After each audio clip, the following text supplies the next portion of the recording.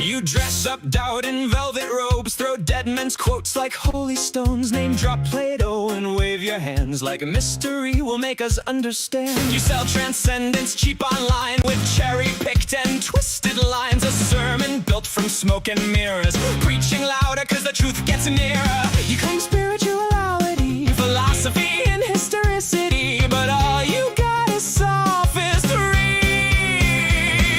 We don't believe your silly fairy tales, but we're ready to talk about it if you want to. We'll even fight about it if you need to. So light the match, strike up the choir, turn your doubt into wildfire. We're dancing on the altar rails tonight. You call it faith, we call it theater, cheap illusions dressed up deeper, but everybody loves a beautiful lie. Whoa, whoa, you want salvation with the spotlight glow. Whoa, but the house always wins the holy show. You wear gullibility like couture, but every answer sounds rehearsed. You quote the saints, ignore the science, then call your contradictions guidance. A martyr complex in high heels, selling wounds that never healed. You need an enemy to justify the glitter in your bloodshot eyes. You claim spirituality, philosophy and historicity, but all you got is sophistry. We don't believe your silly fairy tales, but we're ready to talk about it if you want to. We'll even fight about it if you need to. So light the match, strike up the choir, turn your doubt into wildfire. We're dancing on the altar rails tonight. You call it faith, we call it theater, cheap illusions dressed up deeper, but everybody loves a beautiful lie.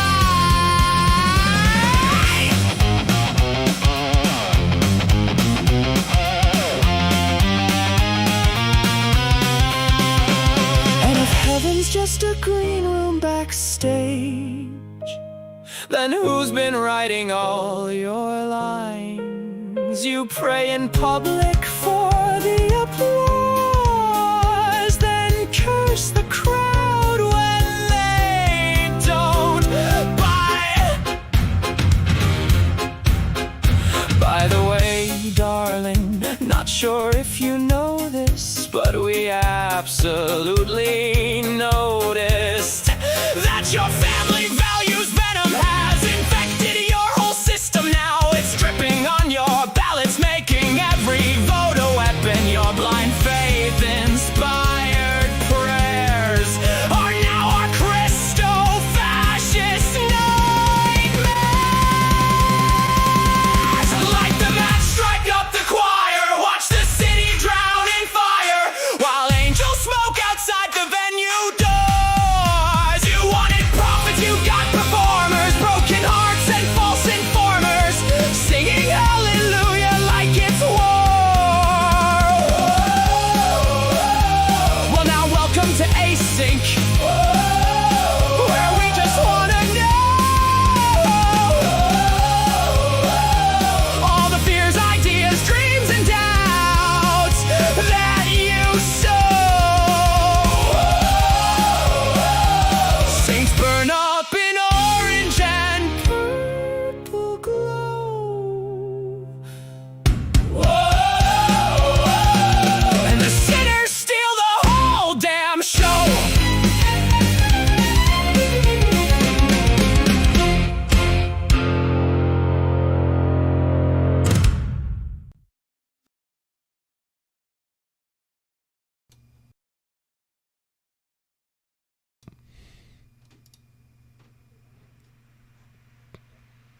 Oh, Gretchen, you took yourself off stage.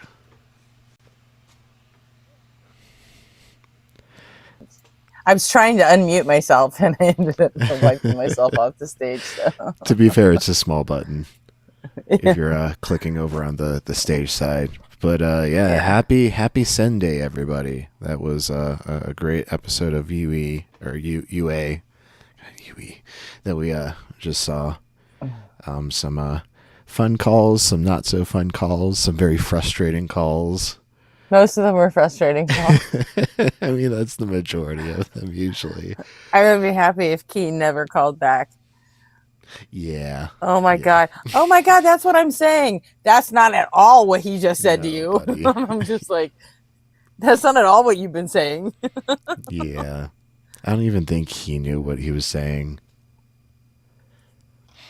But yeah, let's give a shout out to all of our friends in chat. We got NBTNC, Resist, Slug Racer, Holy Gore, Chrissy, Nectu's about to join us here on stage, JR, They are. Opal. Hey friends, glad to see you again. I know a lot of you were with us for most of last night. Also, So. I'm not sorry, Chrissy. Welcome to the inside of my head. That song lives there too. I mean, it's a bop. It's definitely embedded itself in my brain a couple times. It's got that earworm effectiveness. Yeah, it definitely does. So I had to add like circus elements and vaudeville elements to it to get it to like be right. And oh, we need to bring Nectu up. There we go. Hey, buddy. Sorry about that. It's all right. You had a host access. Right on. How's everybody doing? Doing great. Good. How about yourself? I'm fine. Just getting ready. Yeah. So, what'd you think of today's UA? I liked it. It seems like I was gonna say like I've noticed this with like a bunch of different atheist YouTubers, and I don't know if it's happening on any other platforms, but doesn't it seem like there's like no guests in the waiting, and like the smaller the creator, the longer they're going to be waiting for guests, which that would track. But like, why are there no guests like ever? It seems like the lives are being suppressed or something. I don't think they are. I mean, honestly, they're like Joel and Mezzo get pretty steady guests. Yeah. Right? Like even now, Joel and Mezzo are, I mean, they might have to wait a little longer to start getting the first guests on, but I mean, like Joel particularly keeps them, even when he does 5-hour lives, he pretty much guests out, but he does longer calls too, so maybe that's it. It might not be the fact that it's being suppressed or anything like that. It might just be that there's so many content creators in the space now that it just thin the pool of people that can call in. But it does seem like there's been a drop or something, but not as much for the bigger guys like Unapologetic, but I've even noticed it with them too. But like John Cohen. Well, no, I've noticed it with them. In fact, that it kind of seems like the bigger the creators, but I don't watch Ian's live, so I don't know what that's like with his solo show. But same kind of deal. I mean, it kind of seems like the bigger they are, the less they're getting guests now. Yeah, it's strange. There's something like weird. Maybe people just don't want to, It's true. They don't want a shot at the title anymore. They want to go fuck with the smaller creators that they think don't know what they're doing. Right. And then they find out that they're mistaken, because even the smaller ones know what the fuck they're doing, Right. So. Well, I think there have been changes to TikTok's algorithm. Like it's harder to get things like going in the beginning, but once you've like kind of got the live momentum, then like you're pretty good on consistent guests throughout the rest of the stream. Yeah. But like the first 30 minutes to an hour are pretty crucial to picking up that momentum. And then it definitely picks up, but getting that first guest can take a minute. And it's like, I don't know if that's an issue with like the algorithm just not pushing it out to the right people in time or what, but it's definitely something I think everyone's noticed, but I don't know what we could really be doing about it. Just keep sharing it, I guess. Everyone, make sure every time you watch a stream that you like, just send it to someone, Yeah, I mean, you're going to get to a certain point that, like, I mean, you can send it to all the people atheists aren't going to help you, Yeah, exactly. And you get a big enough audience, and nobody's going to want to take a shot at that anymore. Like, I mean, Destiny had the same problem. You know, when he started doing politics and then got real good at that, all of a sudden nobody wanted to debate Destiny anymore. People were calling, even Parker and Dean are still having issues getting guests on, like steadily, like they used to. Yeah, you know, yeah, and they used to have so many guest requests that they didn't know what the fuck to do with them, and now it's like they're like, okay, come on, people, call, and that's why they end up talking to fucking Liam 5 times a week. Yeah, that's true. Geez. You know what I mean? I mean, it's just kind of seems to be going that way, and he's not the first. They're not the first, and you know, it's happening with the atheists now. You know, it's true. I mean, like if you had your choice to, you know, debate a brand new fucking Parker or fucking Destiny, who would you pick? Who would you start with?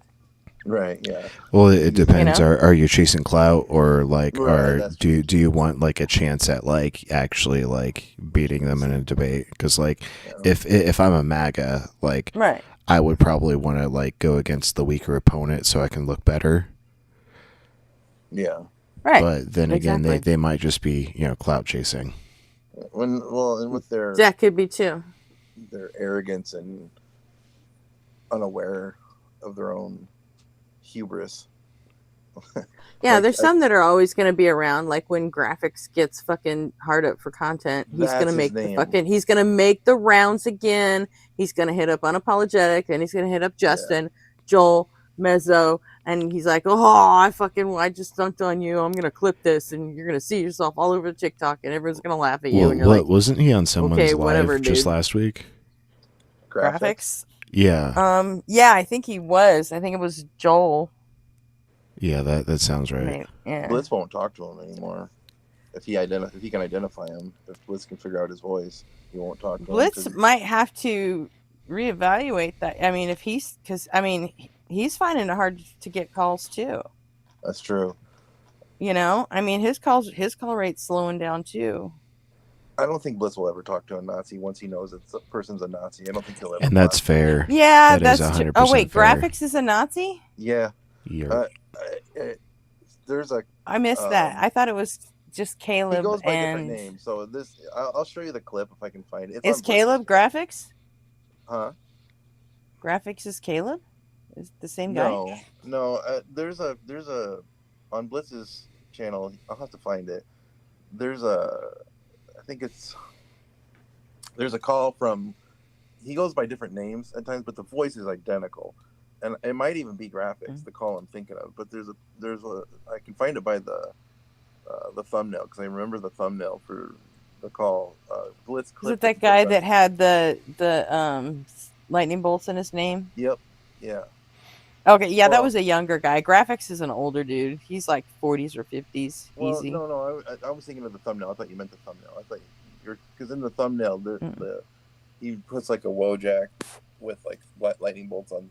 Like the SS on the yeah, Graphics is a different guy. But it might be, but I don't know. I'll have to find the clip and double check and send it to you. What was it? The one from 3 weeks ago? Nazi flat earther caught in 4K. No. Yeah, I think this so. This would have been like 6 months ago or longer. Okay. Here's another Wojak with the SS insignia. Nazi loser is proud of smooth brain and debate, but that was a month ago.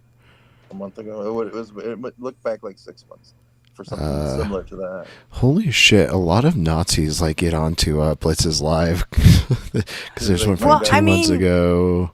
Blitz has had a fucking thing with Nazis lately, though. I mean, but he once Blitz figured out he was a Nazi, he started changing his name because Blitz would just not take his call. So that's why he goes through different names. So I want to know now. The first one I knew about that he straight up banned for being a Nazi was that Caleb guy. Right. This is from 6 months ago. Christian nut job demands genocide. Maybe you want to play it. I mean, this isn't the show for that kind of right. reaction. Oh no, just even if you want to just start it, just see if it's the same voice. We don't have to watch it. You guys can recognize it by the voice. Otherwise, we can do it after. We can investigate that on the async main show. Yeah, that's fine. But we got a couple more friends popping into chat. I saw Is It Secular, and they're Missing Mod, JR, welcome friends. NB. Oh, you already said that. Do you guys? Yeah, NB was, I think, one of our first commenters. Now, I can't remember if Holy Gore, if I got your name in the first round. For some reason, I think I might have skipped you. Sorry if I skipped you, buddy. Well, Holy Gore was in here pretty early. As he should be. Who wants to go first today? I mean, I've got my clip ready. If you guys want me to, You have mine go ready first. too, right? I'll go last because. You have mine ready too? Did you send it in a message? No. Oh, here it is. I sent it right before I sent yours. Before I went and did? looked up yours for you. Okay. Oh yeah, the homework. There it is. 4608. Yeah, yours is nice and short, Gretchen. So let's actually start with yours. And, yeah, mine's not too long. It's just funny as shit. That's all. And we for the end of the show. Okay, great. And we've gone so long the past 2 weeks that I don't think we've actually done a clip from you yet. So yeah, let's get your clip in first. And if anybody from the audience wants to come up on panel with us, you're more than welcome. Yep, absolutely, always. Yeah, friends, the join link is there in the pinned comment. It's super easy, especially on mobile. Yeah. Just click it, and you can just use the microphone on your phone. Yep. It doesn't matter who you are. You can come up and react with us, whether you want to defend the weird callers or dunk on them with us. I mean, right. That's a good point. You don't have to be on our side.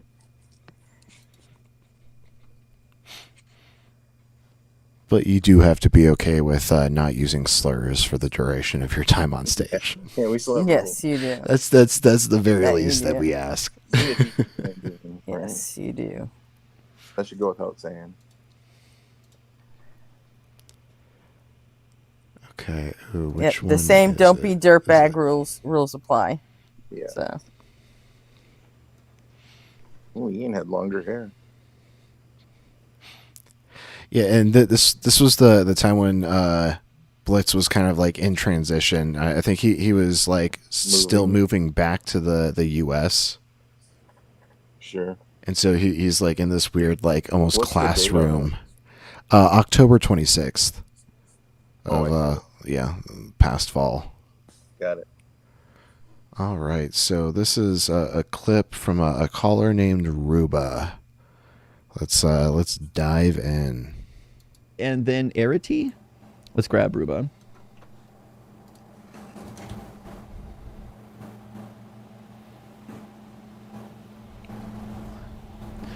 Welcome in, Ruba. Aloha. Do you hear me? Yeah, we can hear you. Mm-hmm. Ruba, are you at least 18 and do you believe in God? Yes, I'm older than 18. I believe in God. Okay, and which God? I'm Muslim. Okay. What would be the best evidence or the best argument for the Muslim God being real? God, I miss Blitz. Well, first of all, I've been... Right? The mornings are they feel less entertaining. With, I was going to defend vacation. Quanta. I'm like, what do you mean you missed Blitz? Quanta didn't do that bad. Come on. No, Quanta's been. And I was like, no. Then I realized, on Blitz has been gone for 2 weeks almost. I'm like, okay, never mind. I don't know what the fuck I'm talking about. I've been going through Blitz withdrawals for the last 2 weeks. My whole world is off until. That's what I was doing every morning was modding for Blitz. But he'll be back. Me too. So. Well, not Tuesdays and Thursdays. Tuesdays and Wednesdays. Right. I get irritated on the Ask a Physicist days just because I really don't want to show up and find out all the shit I don't fucking know and will never understand when he's answering questions that rapid fire. You know what I mean? You would be surprised how many people still want to call or come to chat though, just to say awful things on a Ask a Physicist live. Like, Really? what the fuck? Yeah, No it's kidding. wild. Oh well, yeah, you're on the Vert stream, so yeah, I get that. Oh yeah, Vert is always fucking unhinged. And I do the Vert from my PC. Like I don't. I just like the Vert because it's like what Holy Gore and I will always say. It's like it's the trenches. Yeah. Your brothers in arms in the Vert trenches. It's true though. I don't know why it is that way. I don't know why they all tend to go that direction first and not to like to the horizontal. But I think it's because the algorithm pushes it out more, and then especially like that time of the day, people are just like on their phones, because they're at school or work or whatever, and probably on a break. Yeah, or they just want in between classes. So yeah, it's capturing the passerbys more often. They're the ones that are doom scrolling through like the YouTube Shorts feed. It just has a bigger reach. But I mean, I'm guessing they probably get like less per viewer watch time from it. Like it just reaches more people, but then they'll just do a hit and run and shit. Whereas like the hardcore everyday people, they're gonna be in the horizontal. Right. Yeah. We always say the horizontals for the friendlies and verts for the battlefield. Yeah. Exactly. Well, and yeah, Gretchen, like you mentioned. Well, when I became a Blitz mod, I told Lilith, I was like, I ain't doing fucking Vert. Don't ask me. I'm not doing it. Because at that time I was in the middle of the schism, so I'm like, I can't show my face on Vert. I just can't do it. Right. Not when there's a horror stream available. And then I was just like, yeah, I'm sorry. I've seen the shit you guys put up with on Ian's live. And I'm like, never, fucking never. I'm not doing that. That's wild. Yeah, Holy Gore, I was about to mention that stat that Molly let us know about is, like on Ian streams for Vert, they get more unique viewers on Vert, but less like watch time, and the horizontal gets less unique viewers, but more watch time, because people will actually like stay for the duration of the show. That checks out. So yeah, there are pros and cons to both formats, and that's why it's always best to dual stream. We should ask Molly and Lilith if they want to come react. Yeah, I need to get the whole dual streaming thing down. I need to start that, but I mean, we need to get better at whack control if we're gonna do that. Yeah, I think we need to stick with the protocol of when like an unknown tries to join the stage, they have to announce it from the YouTube chat so that we at least like have a YouTube account to tie to the name. Yeah. We'll just have to get more used to running that protocol. And if it's one of our friends, we just say, hey, shoot us a Discord message if that's actually you. Because we've had a lot of... and the flash your face backstage before we let you up. That's helpful too. Right. So that way you can see if it's the same guy on different accounts. That's exactly. Yeah. Yeah, Nick, too, I don't know if you tuned in very much the last couple nights, but we've had quite a few trolls trying to get up on stage. And I heard about it. I didn't see any of it though. Yeah, one night some guy like basically stayed like the entire stream, and they kept like making crazy names backstage, like hours, Nazi and like HH and all that kind of shit. Yeah. So at one point they tried to impersonate Gretchen. Our names. Yeah. It's like Gretchen is requesting to join stage. Yeah. It was wild. I didn't know I was trying to join. All right. We can play. All right. Listening to your arguments, and here's the thing I need to clarify. The universe is created to function by itself, not to be full of miracles.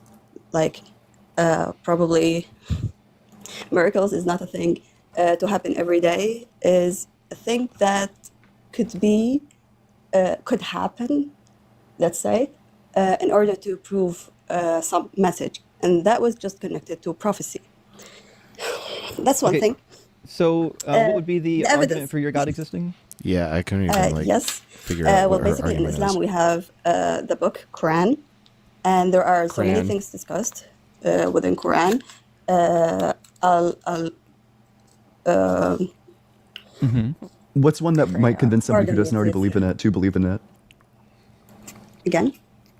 What's something in the Quran that might convince somebody who doesn't already believe to start believing?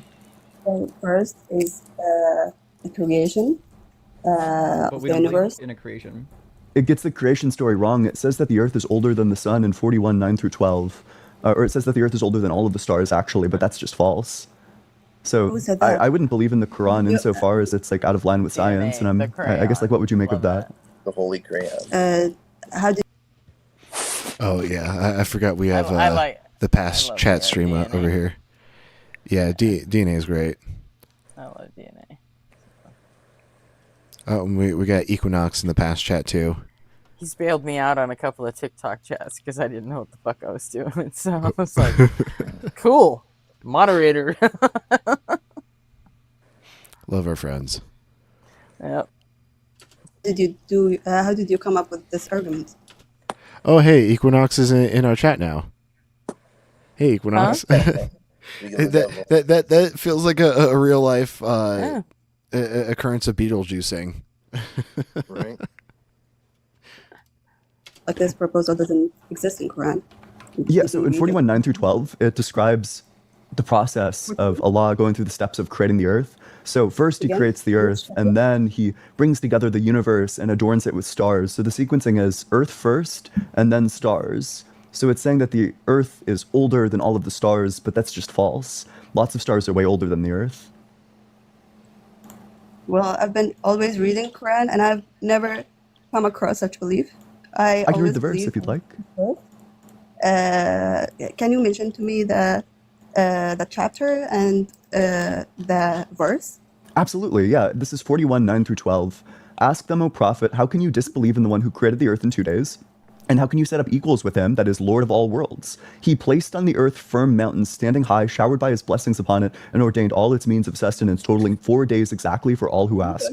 Then he turned towards the heavens when it was still like smoke, saying to it and to the earth, submit willingly or unwillingly. They both responded, we submit willingly. So he formed the heaven into 7 heavens in 2 days, assigning to each its mandate, and we adorned the lowest heaven with stars like lamps for beauty and for protection. That is the design of the all-knowing, or of the almighty all-knowing. So the sequencing there is first the earth, and then after the earth, the stars. It's not sequential, by the way. Now, Gretchen, I gotta ask: does Ems show up for this one? Yeah. Oh, definitely. Oh boy, it's like as soon as a Muslim caller comes on, like it's like the M's bat signal goes up. Yeah. Mm-hmm. Gets his M sense. He's like, oh, some of my streamer friends need me. Does the Unapologetic stream have the M's bat signal in their emojis? I'm not sure You because guys know? I'm not a member, so I don't have access to the special emojis. I looked at it briefly today, and I don't remember seeing it. Oh, okay. I'm only a member on 2 channels, Ian's channel and Thinker's channel. That's just because like I'm kind of poor right now, raising a kid, so Right? don't have a lot of I'm extra so income dull. to spend on memberships. I am only a member on Joel Reads Bible and Dark Brandon. And those are the only 2 channels I'm members on all of YouTube because I prefer to just super chat, the money instead. Yeah. I used to be a member on the line, but their like lowest tier membership was actually like more expensive. Yeah. It's like $6 or something, but it was worth it. To not have to deal with slow chat. Slow chat just absolutely kills any sort of momentum for free users. Yeah, it does. It does. I don't watch it enough to justify keeping my subscription to the line. I used to don't watch either. the line daily. I only watch it now when like one of our guys are on there, Exactly. Yeah, and kind then of that's same. it. I still catch like Matt's hang up every week, and pretty often Skep Talk, because like Forrest or Erica or Dr. Adair or Godless Engineer, they're on. Those are all people I really enjoy. They have a great lineup of hosts. I like everyone. It's just I don't know. I'm so used to I'm very routine oriented, so I do the same thing the same way as much as I can. I get stuck in routines that I don't like to break my habit of until I'm absolutely, tired of something, and then I'll move on to something else. But that's just how I operate. Yeah, I'm way too devoted to the ones that I'm actually devoted to. Yeah. So it's like, It'd take a lot for me to change my routine at this point. Well, and the two of you have like moderation duties on like many of those channels too. Like I'm just now kind of getting into the modiverse. I like having joined Ian's team. Yeah, I don't know why. It's just it makes it. It's like having something else to do while you're watching. And it's also helps. It's a good thing to have because it helps keep the people that we care about. It keeps their experience in chat moving right along. Yeah, that's the way I look at it. Yeah. Is that you're keeping people off the chat. It's like, you want to fuck with me, that's fine, but don't fuck with them. Exactly. So. It looks like we got a couple more friends coming into chat. We got Darth Gently and Wattinson. Good to see you too. Wody. All right, let's get back. Isabel's here. I don't know if she was here before, but hi, Isa. Oh. Yeah, I said hi to Isa Secular. I missed her. All right, well let's get back to the clip. I'm excited for M's. Right. But it is. Doesn't it use the word then? Yeah, it does. In 4111, it uses the word then. Translation. It is Dude, the this translation is the best M's clip of all time. That actually Let's go. translation is a human work and Really, cannot okay, be my as favorite. valid Maybe as, not the best, but my favorite. direct speech from God. So, Oh wait, this is that clip. I'm not going to spoil it. This is the clip that launched 1,000 audience. fucking super chats. Yes, it is. The Yes, meme. it is. Let's go. The audience is going to love this. If I look up the meaning of this word, it says that it means, I'm not going to be able to pronounce this, maybe thuma, that it means then, afterwards, subsequently, or later. THUMMA is how it's telling me to spell. What A? M? MM? THUMMA. I'm just saying it's funny that the letter M is coming up when we know who's on their way. Right. All the word. That was the. I don't know what that was being sent out. It's like Bloody Mary. Just stand in front of a webcam and say M like 3 times, and he'll appear. Oh yeah, I guarantee by this point in the conversation, he's already gotten at least like 4 DMs like, "Hey, Ems, there's a Muslim on whatever show."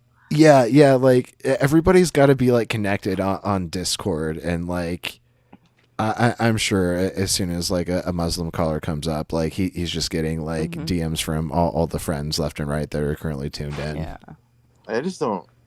I love how they as soon as they realize who's coming on the call, they all panic, they all freak out. Oh no, not this guy. Oh no, and they do anything to talk, but rather than talk to him. I called to talk to Ian.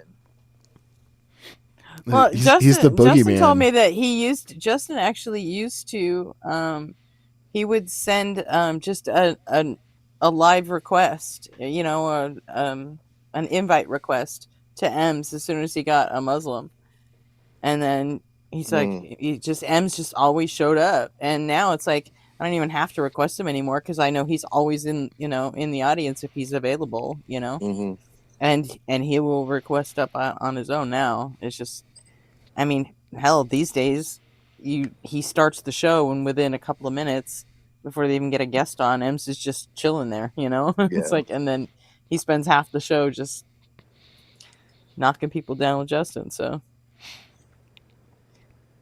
What were you gonna say, RP? But there's a big push I to don't like remember. raise money for him. So, did you know Ems have merch? Ems has merch now. It's in Justin's. Does he have a channel? He doesn't. He still just has the TikTok, and but the merch is in Justin's YouTube shop. Is it on Justin's main account, or is it also on DZ Debates? I think it's both. I think it's in DZ Debates and Deconstruction Zone. Okay, I'll have to take a look. Yep. Yeah, I'm pulling it up now. Yeah. RP, pull that up. And just to let everyone know that anyone who buys any M's merch, all that money goes directly to M's to help pay for his residency fees. Hey, NB, we see you backstage. Can you quickly confirm in the YouTube chat that it is in fact you? We'd appreciate it.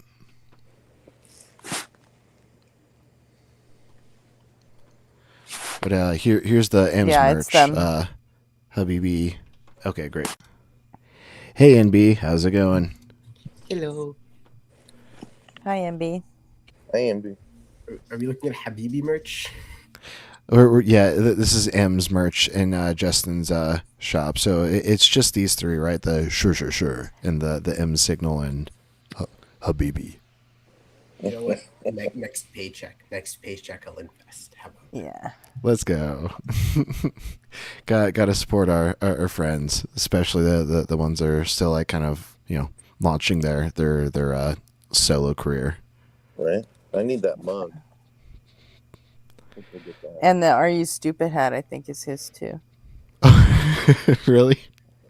Yeah. I don't remember that quote came from, but that would probably be a fun clip to find. Yeah. And react to some night on the Async main show. There's that M solo stream that I still have in the queue for us to react to some night. That he did that got rebroadcasted on Deconstruction Junction. Mm-hmm. I remember that. I was there for that one. That was a train wreck. It really, I mean, you could tell it, and it's just he was not used to that, That was good that he was allowed to practice on. It's kind of what gave me the idea for Async. I'm like, these people actually need a place to actually cut their teeth a little bit before they, So yeah, let's do that. Fuck it, why not? Who's gonna stop us? Oh, we got a fresh name in chat, Kelly Shear. Or sure. Hi, Kelly. I apologize if I butchered your last name there, but welcome in. All right, well let's get back to the clip. M's incoming. The name of the characters are. Yes. So Tuma doesn't really mean always the sequence of People are already predicting in chat. Where's M? He's coming. I don't know, existence.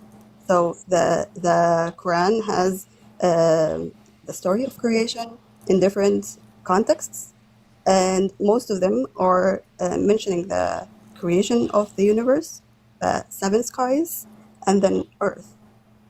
So I guess what do you think that word means? Like, what does it mean in this context? Yeah, Ruba, you do speak Arabic, don't you? Yeah, I do. Okay. I mean, is it your native language? Yeah, it is. Okay, so yeah, you should just be able to give us an explanation of what the word means, right?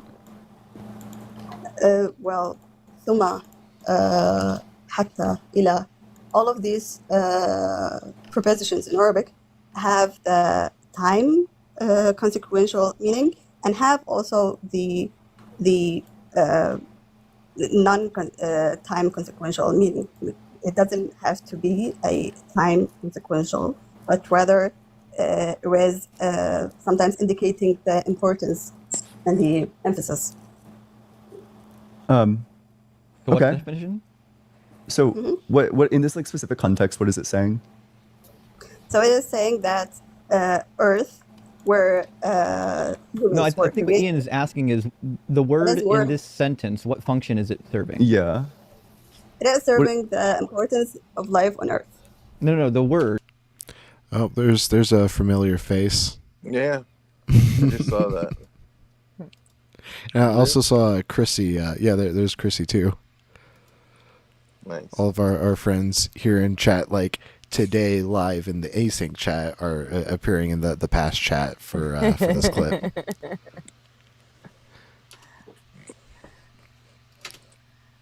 Word has a function in Arabic. What function is it serving in the sentence structure that we find it? Yeah, when it says, then he turned towards the heavens when it was still like smoke, saying to it and to the earth, submit willingly or unwillingly. They both responded, we submit willingly. What's the word then doing? Well, I said that importance here is what's indicated. Right.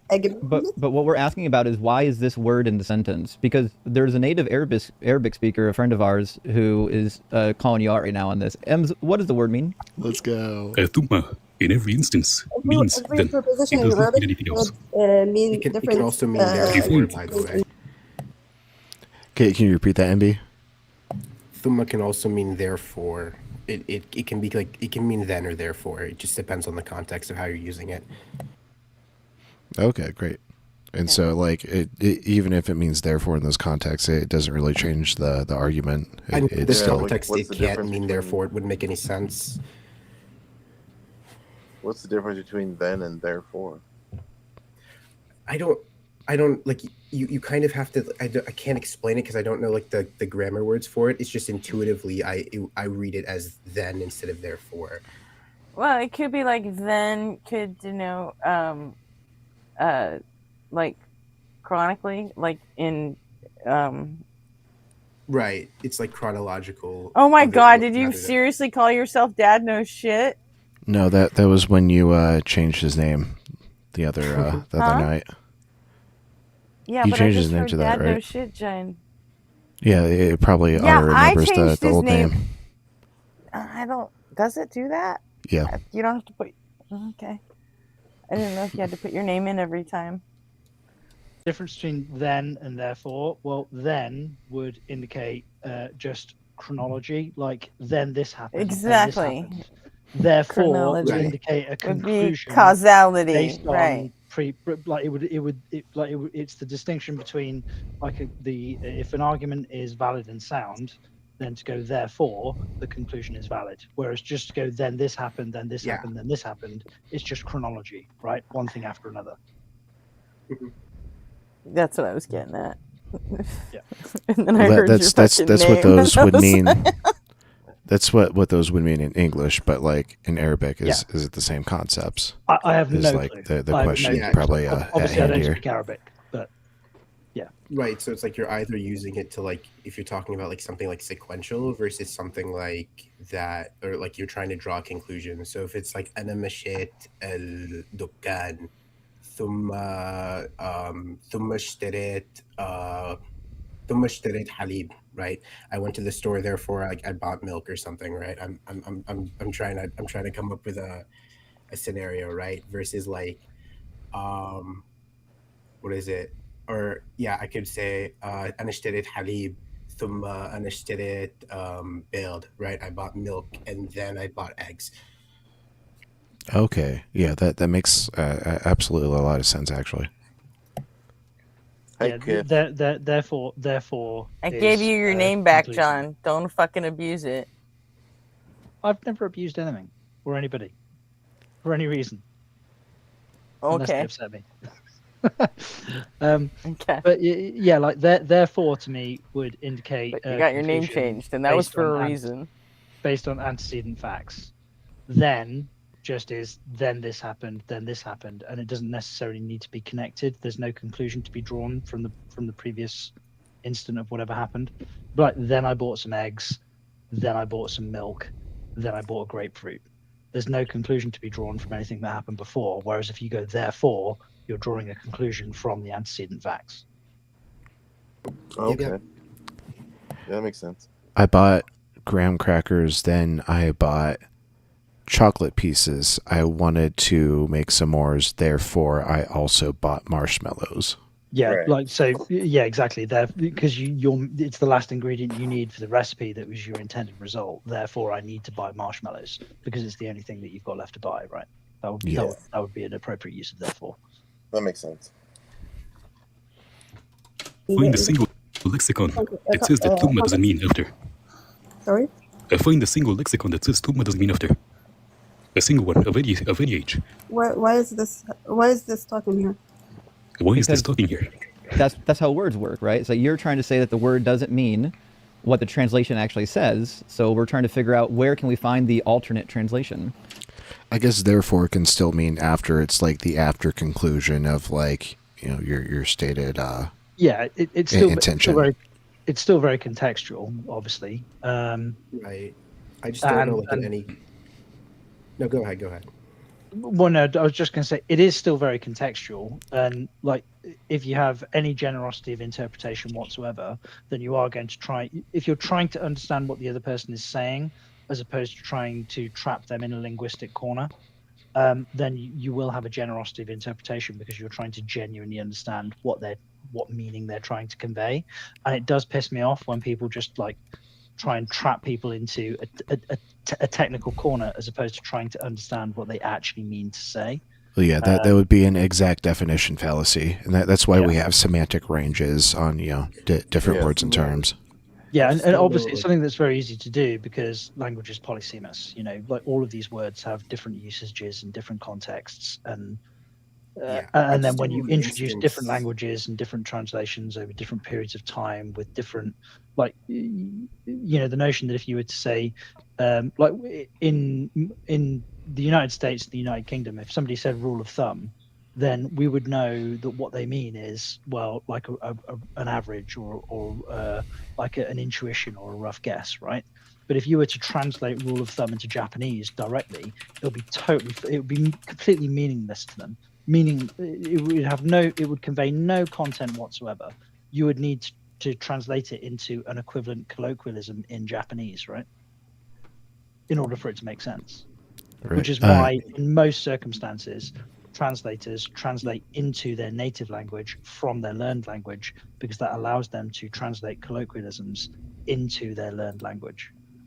Right. And B, you're going to say something? Yeah, like even then, like in Quranic Arabic, I don't think there's an instance where thumma would mean anything but then or next or like anything chronological. I'm thinking, I could be wrong. I'd have to go back and check. I just don't know if like ancient Arabic used thumma in like the sense of where you could use it for therefore, because even then that's like a very rooted in dialect thing. I think that's like Sudanese, Egyptian Arabic only.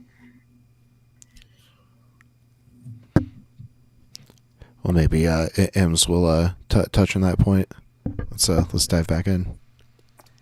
Because if it's not in any Arabic lexicon, then I'm not sure why we would believe you that it doesn't mean exactly what it says in this particular translation.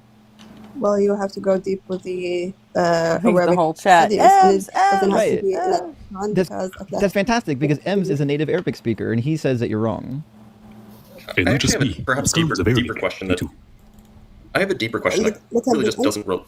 Ask me. This gets a hero's welcome just for showing the fuck up. I'm looking at this. He hasn't said anything yet, and specifically everybody's 41:11. It says then he ignore the word then. It says he turned towards the heaven when it was still like smoke, saying to it and to the earth, submit willingly or unwillingly, which makes it sound like the heavens was still like smoke while the earth existed. Otherwise, how could you address the heavens that was like smoke simultaneously with the earth? And if the heavens was like smoke, then it wasn't stars. Well, but also, how do you submit? Well, it talks about a like submission. It talks about, but it's always willing, right? Could you repeat that? Well, how do you submit unwillingly? Like submission can be coerced. You can not be happy about submitting, but if you submit, it is willingly. Like. Right. Yeah. I think that distinction of submitting under coercion is still like you're still willingly doing so, even though like you're being influenced it is not completely at your own volition, but there's still that release of agency at that point. We got a couple more friends in chat. We got Robin and Dade Murphy. Good to see you folks. Hope you're having a happy Sunday. The creation in stages. If the creation happened in stages, then it was sequential. Yeah, that's how that works. Typically, stage 1 happens before stage 2. Yeah, typically. Yes, and first the whole universe was one mass, and then it's... That is not what it says. It says that the Earth and the universe are one mass. Can you turn it off, please? Turn what off? I don't know, this ends. Why? Because it keeps mimicking me. And What? that's He's not mimicking you. He's correcting you. He's a person.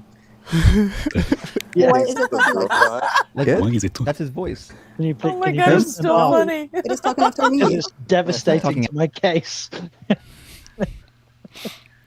It's still fucking hilarious. I love Ian's deadpan, but he's a real person.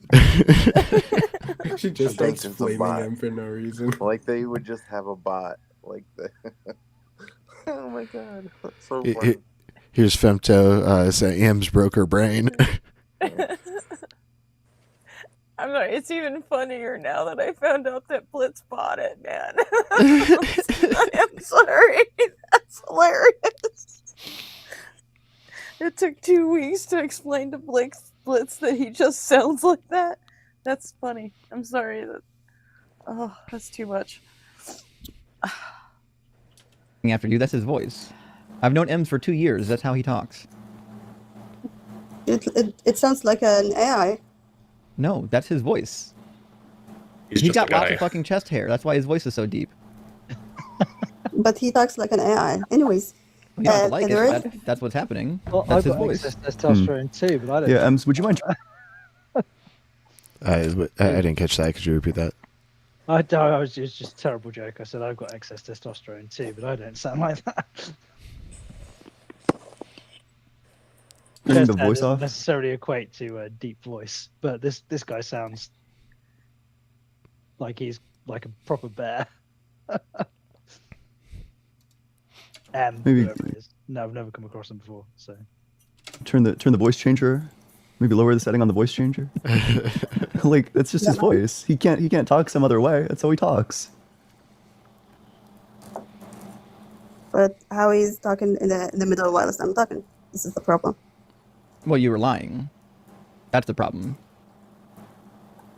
What did you say? I said you were lying. That's why he said it. So, Look, coming the back point- to the Quran and the broader point is that it seems like all of the context clues suggest that this is actually describing a sequence of events rather than a hierarchy of importance. Okay. Okay, let's It's take not a look. just the word then, it's not just the word so, it's the sequence, it's all of the context surrounding it. Like we're intelligent people, we can figure out what this is trying to convey, and it's trying to convey that there's a sequence of events. Okay.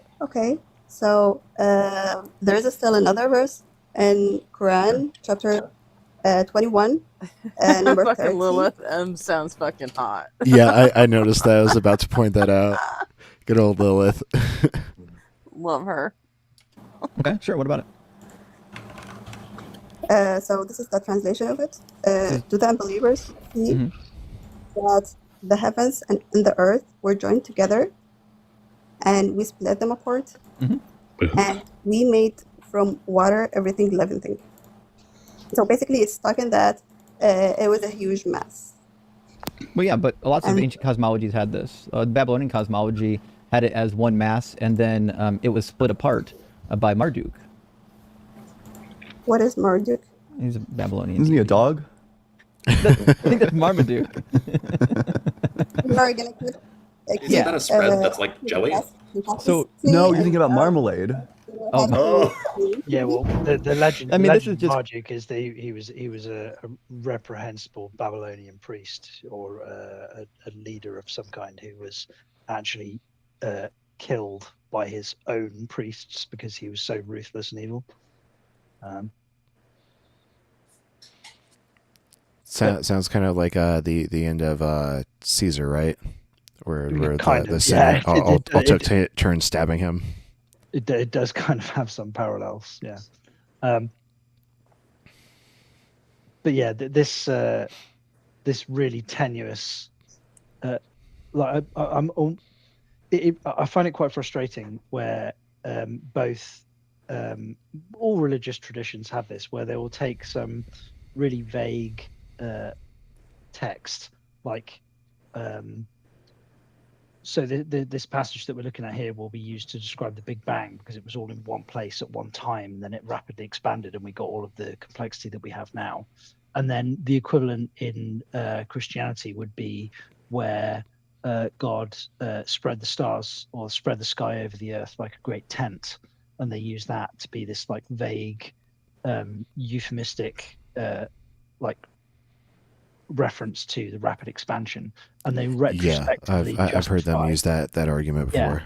It really pisses me off because the knowledge that we have, the understanding that we have, has been fucking hard earned, and these dickheads come along and they take these like really vague sayings out of their like, oh, the Quran had special knowledge all along. This proves Islam is true.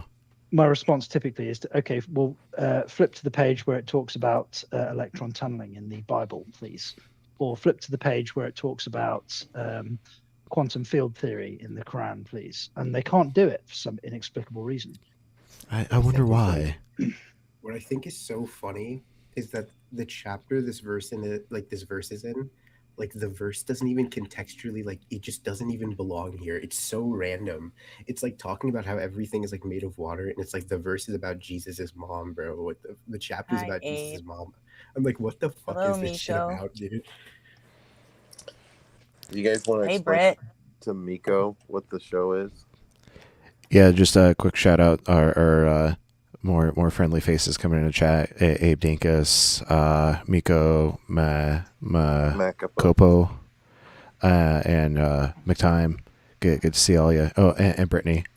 Yes, well from Brittany. Miko. We're reacting to past unapologetic live clips. This specifically is a call from a Muslim viewer, and she's trying to argue. I forgot what her like initial argument even was, but Ian came up with like an argument from like inconsistency with like the order of events of like Earth's creation, and we're specifically talking about like the stars being formed after Earth. Yeah, well, it's the same as within the Quran. Within the Genesis, where like how the hell do you create the seas before the stars are created, when all of the elements that are required to create the seas were formed in the fusion engines, which are the stars, which create things like hydrogen and helium and all of the other heavy elements that create our universe. Like, if based on our understanding of physics, Genesis is ass backwards, and it's no different in the Quran. Yeah, one of my favorite arguments in Genesis on the creation account is that God creates day and night on the first day, but doesn't create the sun until the fourth day. Yeah. So how the fuck do you have day and night cycles without a localized light source? Like, yeah, there could be light all around, but it's not localized, and so like you'll be experiencing the same amount of light on all parts of the planet, and so there's not going to be a cycle between darkness and light. Yeah. Well, I think the idea is, you'll find it, I think, in the Quran too, is that the sun and the moon, or the sun isn't there to like create daytime, it's there to like maintain time, and then daytime is like a separate like transcendental thing from the sun itself. Yeah, I'm gonna be honest, I don't have any fucking clue what this chick was arguing. I 100% picked this clip only because of that turn off that AI voice. Yeah. I mean, that was enough for me. In fairness, the only argument I've ever heard, which is actually consistent with the attributes of God that Christians imbue him with, and I assume Muslims as well, is, well, God could just magically do that. And that's just a concession at that point. Yeah, it is, but it's at least consistent with their worldview, because he magically does everything, right? You know, the God's like arm should reach into our universe dripping with physics, but it never does. Yeah, exactly. And Miko, stock. you can come up. Anyone from the audience can come up on panel. Just letting you guys know. Yep, the link is there in the pinned comment. Tiny URL, call async. Just click on it. Yeah. If you're using your phone, super easy to connect. But this is a pretty short clip. Let's see if we can like get through it, because I mean, love you guys and all, but I mean, Milo Rossi's coming on in less than an hour, so. Sorry, Near Eastern I'm cosmological gonna get my imagery. Google debunkers in. That the Earth was a lump and it needed to be separated into a sky and an Earth. Okay, then I said that there are numerous arguments. Can I move to another argument? Yeah. Sure. So, also, Quran is talking about the stages of the infant. Embryonic. Oh no. Yeah, embryology. This would be a fun one. So what passage? Here comes the chewed gum. Yeah. Wait, I'll have to look at that. المؤمنون 14. Yeah, true. 23. Oh, it's not 14. Semen, the blood, the chewed gum. It is 14. We get it. Yeah, it's the full She won't. plot thing, isn't it? Yeah. It Why does begins someone at they like to 13 bring and up? ends at 14. Because the reason is most people have not studied embryology, so it's easy to just like fool them with it. It's a Right, field, but it's generally niche. but generally the claim is that like, oh, this lines up with science. So if they're going to make that claim, they have to have checked that it lines up with science, and then they check, and then But they find out that it doesn't. They never check. What is your argument Well, against let's Yeah, okay. read the passage, Ruba, and then we'll discuss it. It says, then we developed the drop into a clinging clot, then developed the clot into a lump of flesh, then developed the lump into bones, then clothed the bones with flesh, then we brought it into being as a new creation. Do you think that's the embryonic process? Well, how is the embryonic process? Oh, It yeah. starts with a cell. It doesn't start with a clot develops. of blood. No, Well, the yeah, passage says that we start as a There's no hemoglobin, there's no factor VIII, there's no white blood cells. Like, I mean, for fuck's sake. The process in the Quran doesn't even involve a fucking woman's egg, dude. Like, at all. Well, don't we all start from like a cloaca that eventually like forms into our anus? So you're talking about castration. So you end up with basically what is a clump of cells, and then this clump of cells flattens out, and something called gastration occurs, which is where it rolls in on itself, and it joins up at the front.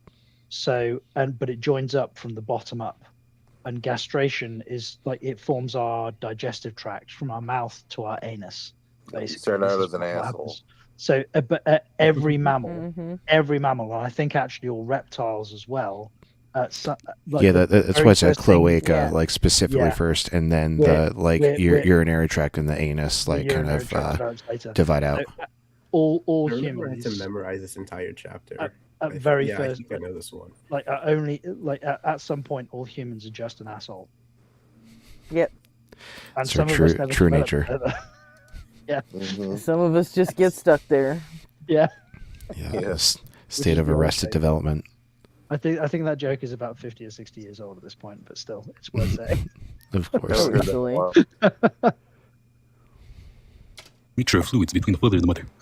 The same mixture that is mentioned in the ribcage verse. So it says we start as a fluid that is collected for 40 days. Yes, exactly. It talks about. That's not a thing. We do not begin. Quran talks about 40 We days. do not begin as a fluid. Every That, single stage there are 40 days. True. and that is simply incorrect. I mean, okay. Apart from this, what do you say about prophecy? I mean, I mean, we could have delved there deeper, were but go ahead. always No, she's prophets all along pivoting. history, right? And people have believed them. What do you think that they believed them? Well, show me a prophecy and we'll discuss it. I mean, I can show you a prophecy that failed. I can show you a prophecy that failed. I don't understand. What was your answer? He said, would you like to see a prophecy that failed? Well, not necessarily I that don't think every this prophet. guy called M who's speaking. I don't think he's ever started a sentence without knowing exactly how it was going to end. Like he's so precise with his language. Oh, yeah. He definitely is, yeah. Yeah, and for context, Ems is a physician, and so he definitely knows his medical shit. But do you know what I mean? Like he like I start a sentence and I can change what I want the sentence to do halfway through, which is why I'm a verbose motherfucker. Whereas this guy, just like he knows exactly what he wants to say the second that he opens his mouth, and he's gonna say. And the ironic part is on Discord, his username is Mumblemouth M's. You know, Of course it is for the irony. Yeah. Well, another fun fact about Ems is he has aphantasia, and so like that might be part of why he's so like direct with his sentences, because like maybe that like having aphantasia makes it harder to like change up your thought in the middle of it. Well, listening to him, I swear his first language is German. He sounds like he speaks. He sounds because you can't change like Germans. If they want to change how a sentence is going to end, they have to start the sentence again because of how sentence structure works. It's an interesting like language tick, I suppose, but that's the feeling I get from this guy. You know, I can barely keep der, die, or das like when to use them correctly when something's like feminine or masculine. It's German's a fucking nightmare. But I put myself through 3 years of German in high school. Mein Deutsch ist nicht so gut. Yeah. Mein Deutsch yeah. ist See, you know what? I didn't have any problem my Deutsch is sehr schlecht. I didn't have any problem with the gender of all the different things. That just came so fucking easy to me. I practically learned German in my sleep. I think I ditched high school more than I went, and I still learned that shit. Your brain must just be primed for language.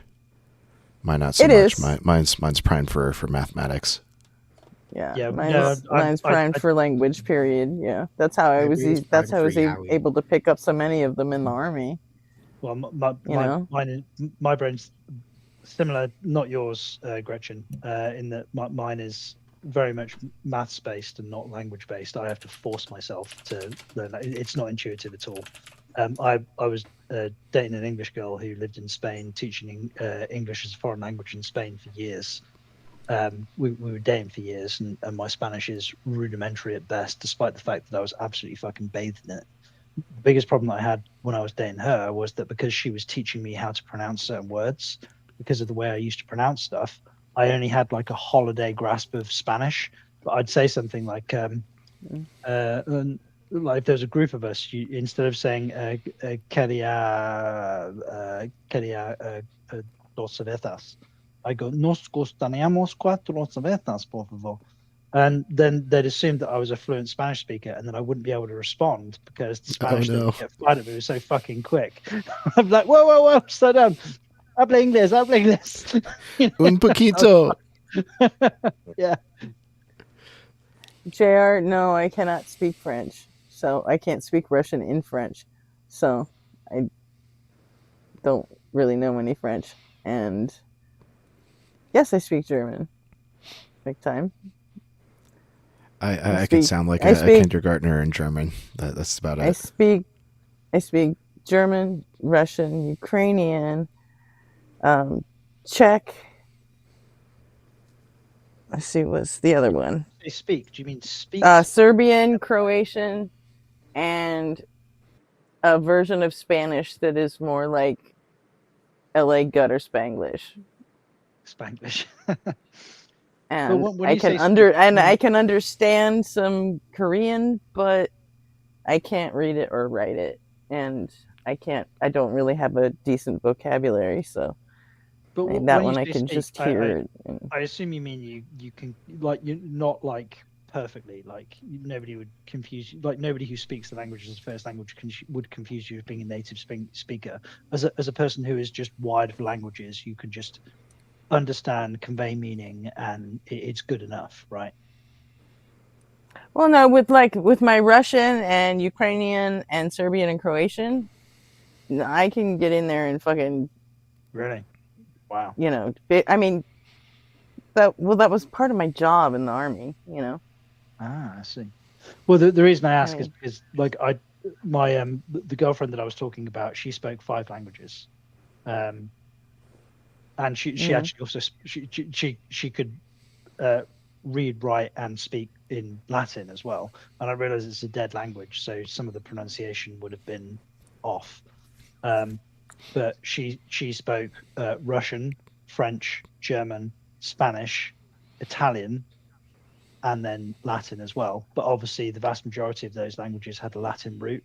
So the only thing she really needed once she had the Latin was to learn the grammar, and then she was good to go, with the exception of Russian.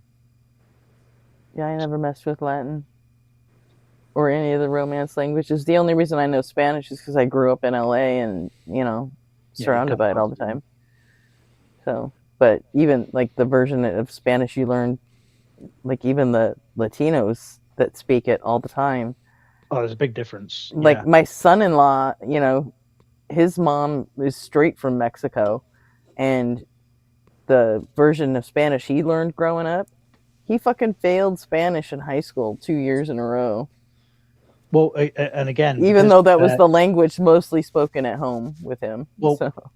the other thing, like again, Spanish in Spain obviously has regional. There's multiple languages, Spanish languages within Spain, let alone right. So, but the classic one that they teach in schools here is like Castilian. Castilian, yeah. So in Spain, there's actually three. There's Castilian, there's Escuderian, which is Basque, and then there's Catalan as well. So, but the distinction between Castilian and Catalan is actually mostly about pronunciation. The language is basically the same, but Escuderian is actually very different.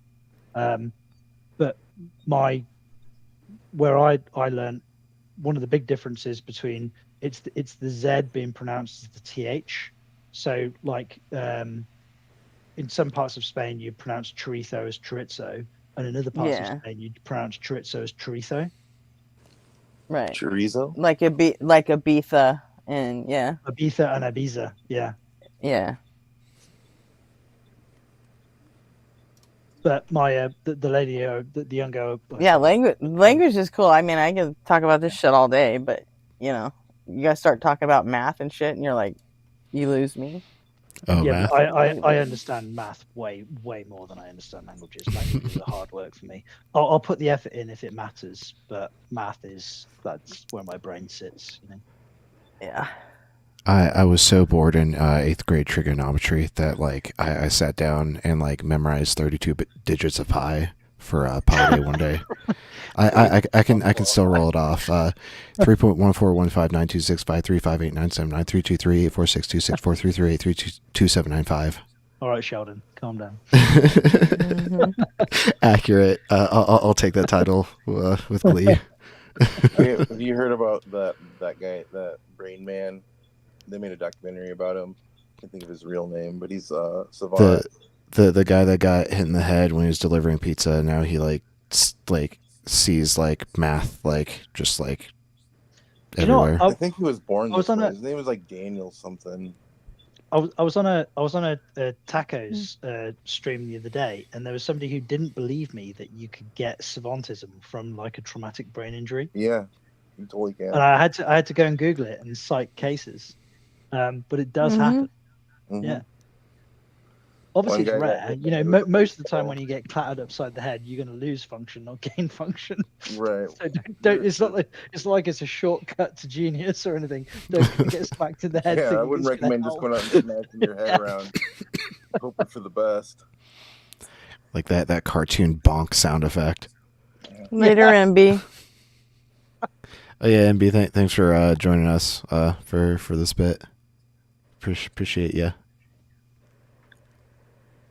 And thanks, Chrissy. Like I only learned that many digits of pi just to avoid being bored in 8th grade trig, because like trig just made so much sense to me, and like the class was going slow because like the teacher had to teach to the class's speed and not to my speed.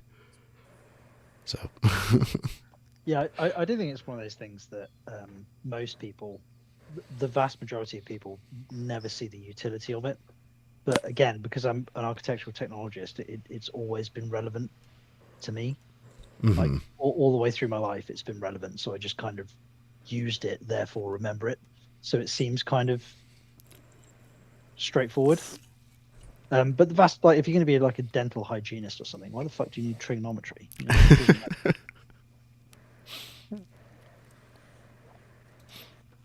All right. We're almost done with this clip. We got like 3 more minutes left. As claimed, prophecy was actually a prophet, but there were prophets that lots of people believed in, including Jesus. Right, but the question is, would you like to see a prophecy that failed? Is this No, prophecy because from Muhammad? No, Is it don't Quran? show me the evidence. Whatever you do, don't do that. Is this a Quranic prophecy? It is in the Hadith the Prophet gave a prophecy. It is in Muslim 2953b. What is that? What do you mean by that? I'm getting it right now.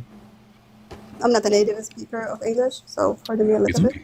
It says, when would the last hour come? Thereupon Allah's messenger kept quiet for a while, then looked at a young boy in his presence belonging to the tribe of Azdi Shuna, and he said, if this boy lives, he would not grow very old till the last hour would come to you. Anas said that this young boy was of our age during these days. And actually, there's a verse in the Quran that says the end is coming quickly too. Yeah. But this is giving you an explicit, The Quran I mean, is not talking I about assume that boy is coming, dead now, right? but like you should look at the beginning of the history of some scholars say he's still alive. the time of the beginning. Why don't you turn it off, please? What off? That's his voice. You can't turn off people. It is an AI. I'm sure. No, it's not. It's not I mean, an AI. in fairness, you can. You get put in prison for it, but you can't turn them off. Has resources. That's great, but It's not he- This is not AI. Ems is a personal friend of mine. This is his voice. She gets all the way Okay, to the then- end of the call and she still thinks it's a fucking Well, and she's responded to M's like several She's been times as talking if to he's him the not whole AI. time. That is so funny. You don't have to like it, but that's his voice. Okay, then just talk to him to not interrupt me while I'm talking. Please, You can tell him, just please. you can just talk to him yourself. Yeah, you know he's up here with you. He can hear you. I know because he's an AI. He's not an AI. Now This is crazy. By the way, this is a thing that you are not aware of, but he's previously was talking in a formal language or a formal Arabic, and then he was talking in Tunisian, and then now he's talking in Tunisian, which is not Did you just say I'm Tunisian? not one character, you know? He is one character. Yeah, one character, but made by several resources. I know. No, he's a human Well, being. my sperm and an egg, maybe. Okay, we're not gonna keep going here, please. You're right. You're right. We will not. Okay, thank you. Sorry, I just disconnected her. You can't just call someone an AI. I love I mean, Blitz so much. I do like. I do get. Kind You of can't get just where do she's- that. You can't just call someone an AI. But I do kind of get where she's coming from. Like, it's so regulated, it's so controlled, it's so formatted. Like, I can completely understand it. Like, even now, I'm not necessarily completely convinced. it's a I real don't. person. She started the fucking call by saying he's with that AI voice is mocking my accent. You know, that was her whole fucking problem with it at the beginning. And now she's like, oh, well, he's switching from Arabic to Tunisian. And, all, you know, she's just full of shit. Yeah, it was just a weak She strategy. just didn't like that she was getting fucking dog walked by this Well. person that she couldn't see. You know? Do you think seeing the person that you're talking to is like does it affect how you like process information? Psychologically, absolutely. I absolutely think so, because you get you know, you even though you're speaking, I mean, there are still a lot of visual cues that you get. Like, you can look at Justin's face and you know that when you said something that he was just gonna fucking trap you. But you don't get that with Ems, because Ems has never shown his face to anybody because, you know, he's afraid of being fucking, you know, killed or excommunicated from his country or some shit. And, you know, because he is an apostate. And Afraid of the religion of peace. Shock horror. Yeah. Yeah. So he, you know, he has to protect that. So no one's ever seen Ems. And, you know, you can even, it kind of makes Ian hard to talk to because he doesn't give away a whole lot of visual cues. Yeah. You know, I mean, go back and watch that clip from when he was doing the Ian bot from last week. I mean, he fucking destroyed that guy, and he barely even like raised an eyebrow. Yeah, that's autism. We do that. Yeah. Don't you? And it's just like, you know, but yeah, from visual cues mean a lot when it comes to language and putting people at ease, or you know, or the opposite. When my brain doesn't have like a person, don't you when think my brain doesn't have a person to, sorry, you can go ahead. No, sorry, you crack on. I do apologize. I just put a cookie in my mouth. You go ahead. Well, thing is, like, whilst I completely understand that having access to somebody's face when they're speaking and seeing their visual reactions and everything, it might make you like, for example, when somebody says something and it can sound like they say something with supreme confidence, but if you can look at their face, their facial expression, and you can get like a feeling like, I don't necessarily think that you're as confident about that as you sound. Like it's additional data, it's additional information. But actually, sometimes I think it's better, like less is more sometimes. Sometimes when somebody says something and like, actually, it might sound like that they've said it confidently, but if I don't have the additional, like the video input of their face where it looks like they've said it competently or confidently, like actually, no, that sounds like absolute bullshit and I'm going to challenge it, you know? There's an unknown factor. Yeah, it also depends on what kind of person you are too. I mean, there are people that, you know, like take people like Ian. He doesn't give away a lot of visual cues, but there are also people who don't even process the visual cues that well. So it's not going to make a difference either way for them. In fact, Ian, you know, talking to someone that Ian's the one at the bottom, in the middle or the bottom. No, Ian's allegedly Ian at the bottom. See, yeah, it's like, oh yeah, there are people that would call in, and you know, just the fact that they can't see M's would be probably soothed by that because they don't process visual cues too well anyway. What I was gonna say was my brain, when I can't see somebody's face, like if I hear their voice long enough, my mind will just start inserting an image of what I think that voice face. Yeah. What it looks like. Like for some reason, I think, whatever reason, I think M's looks like seal. And he probably doesn't. Yeah. But that's the image my brain has selected for him. So whenever I hear a rose. Well, just out of curiosity, what do you think my face looks like? I imagine you would look like John Cohen, because that's what you sound like to me. Oh, okay. I already know what you look like, so. Well, I know you. And then but this is me. Oh, that ruined it. It totally destroyed the illusion. Yeah. See, certain people, like, especially, I know I have a tone to me, and I've been getting in trouble for it my entire life. When people can actually see me, they tend to understand me a little better. Like, you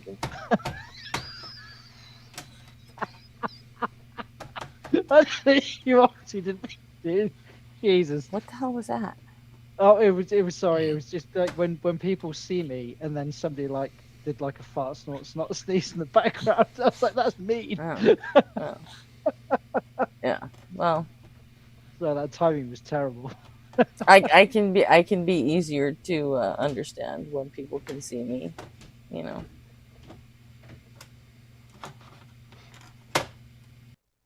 Sounds like you're building a house back there. Oh no, that's me. This is what I look like. My glorious long hair. RP Junior is currently banging on my keyboard. I have to hold on for a second. Buddy. Hi, RP Junior. Get him started early. Is this a dog or an infant? Infant. I'll be waiting for a while for my response. So is this your first munchkin, or do you have several others? This is number one. Number one. Yeah. it's we're well out of that stage by now with my two, but I kind of miss it. I having them sat on my lap. Like I don't slamming miss it the a keyboard, bit. making them. Oh, I do. I don't miss it, a single fucking day of it. First, like I've got a great video. It's a super short video clip where I'm sat on the sofa, me and my wife, watching the TV. And I'm drinking a beer, and it's the first time my daughter reached out for that beer bottle with two hands, and I've got it on video. It's like, good girl. Yeah, I got to be careful with cans around him. He always tries to like reach in and like stick his finger in the hole. Oh yeah, the can's gonna cause you the problems. razor sharp. Yeah, that will be an issue. All right, one sec. I can pass him off.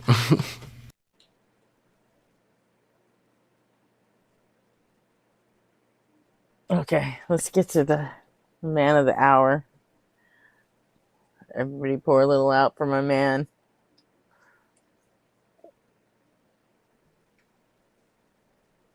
All right, yeah, Gretchen, you're being so dramatic about free. Who is the man of the hour, by the way? We're about to meet M. What, M? What The next caller is there's a guy named PhD Free, and most people fucking hate him, but I absolutely adore him. He is the most entertaining fucking flat earther to watch just get crushed, and you say entertaining. amuses me I to say no fucking end. infuriating. So when you say Oh. PhD Free, that's an unironic name. That's the name he chose, but he got himself blocked by. He started out just free, and then he added the PhD later. Yeah, he started out as free, and then he named himself PhD Free. Well, you gotta celebrate your ignorance, I suppose. Yeah, and now at this point he's been blocked, so now he's like using his little sister's iPad or something, and her name is Emily, so now he's calling in with the name Emily. Yeah, well, let's go ahead and dive in. I think it's like one of the last It's times true. he ever called in. I'll be All right, back let's get in Emily a in while. here. How I'm you gonna doing, get Emily? the drink for this, I guess. You can call me What's the deal? Hey, what Tell sort me, of where's the God do you deal? believe in, and how old are you? I'm 20. God. I'm a Christian. Okay. What makes you think God exists? I'll just see like creation, but I really want to know why God doesn't exist. I've been watching you. I want to know like why he doesn't. Yeah, I mean, in the Bible, it says that God commands the slaughter. I mean, what a great argument. I don't know why God doesn't exist, so he must exist. But fucking no notes. Of men, of women, of children, and of infants, but it also says that God is just. So, in Yeah. order to remain consistent, you would need to say that these infants deserve to get slaughtered. Would you make that Wait. statement? Wait, I think you're committing a fallacy. I asked you a yes or no Which- question. I'm curious Why would I answer? Why would I? Yeah, questions can't be fallacies. Like I will. This is I a will blunder admit that so many that people will make. Free has never found that charisma that he has with the flat Earth shit, with any of the religious shit he's been trying to do lately. Yeah. He's not entertaining when he's just trying to do the theology thing at all. And he just talks out of his ass half the time. Hey, Nectu, Whoa. your mic's doing Yeah. that deep fry thing. You might want to drop and come back up. And here I am in the past comments being autistic about the audio quality.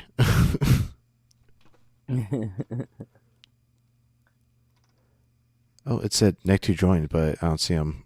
Oh, there we go.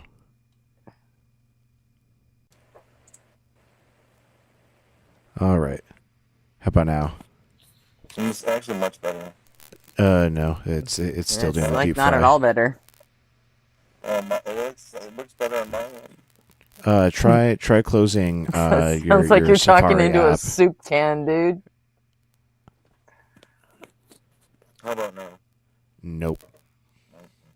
I'm gonna drop. I'll just hang out and chat. Until your clip. What about your clip? Yeah, I'll be back. I'm just gonna. Okay. Yeah, your phone might just be like overheating or something, so it just needs like a break. Yeah, I'm gonna go smoke and then I'll come back. All right, cool. See you in a bit.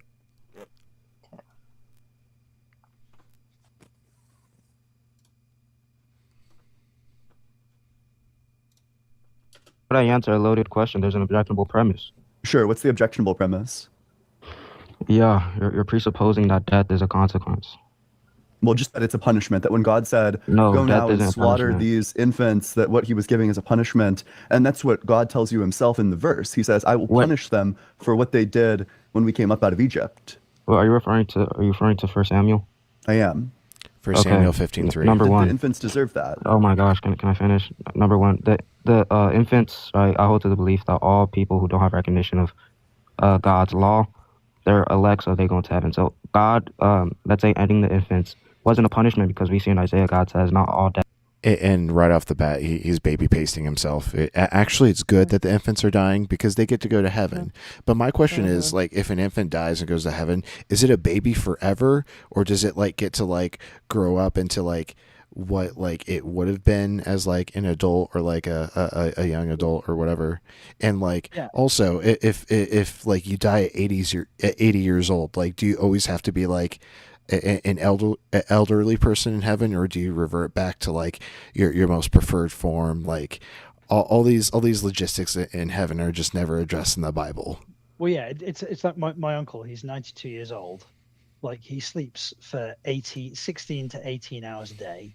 All he ever does is like feel either chronic fatigue and or pain. He wants to die, but he doesn't believe in ending his own life, even though that he is capable of doing so right now if he so chose. Like, and he believes in God and the afterlife, and he's praying for death. So all of a sudden he's going to die, and he gets an eternity of the shit that he's dealing with right now. Right. Well, won't you be praying for death in heaven, like at that point too? But yeah, exactly. Yeah. But I ended up having. What if you die and your ideal age is like 55 or whatever you are now, and then you get up to heaven and find out that your husband, his ideal age was like fucking 12. And so like you get to be together forever, and you're like super fucked. Is it not the case that like until death us do part? Like, aren't all marriages like annulled or terminated once you die? Isn't there something about that? You get to heaven and your partner's there, and you're like, no, wait, this ended. We died. Yeah. It's like, I'm done with you. Well, in that case, I mean, God would have to have. No, I'm not 55. I'm 53. JR. 55. I don't know. Personally, for me, I think 32, 31, 32. I think I was at my peak. I didn't have the beer belly. I had less fat on me than a chicken wing. I had like the perfect amount of responsibility, but I wasn't jaded yet. I think like 31, 32 was about right for me. Like if I could do that forever, like if I had to do that forever, I think I probably could. Right now I'm sort of like I'm starting to feel the downturn a bit. And 18, like in my 18 to mid 20s, I was still like a man child. I think like 31, 32 was about right.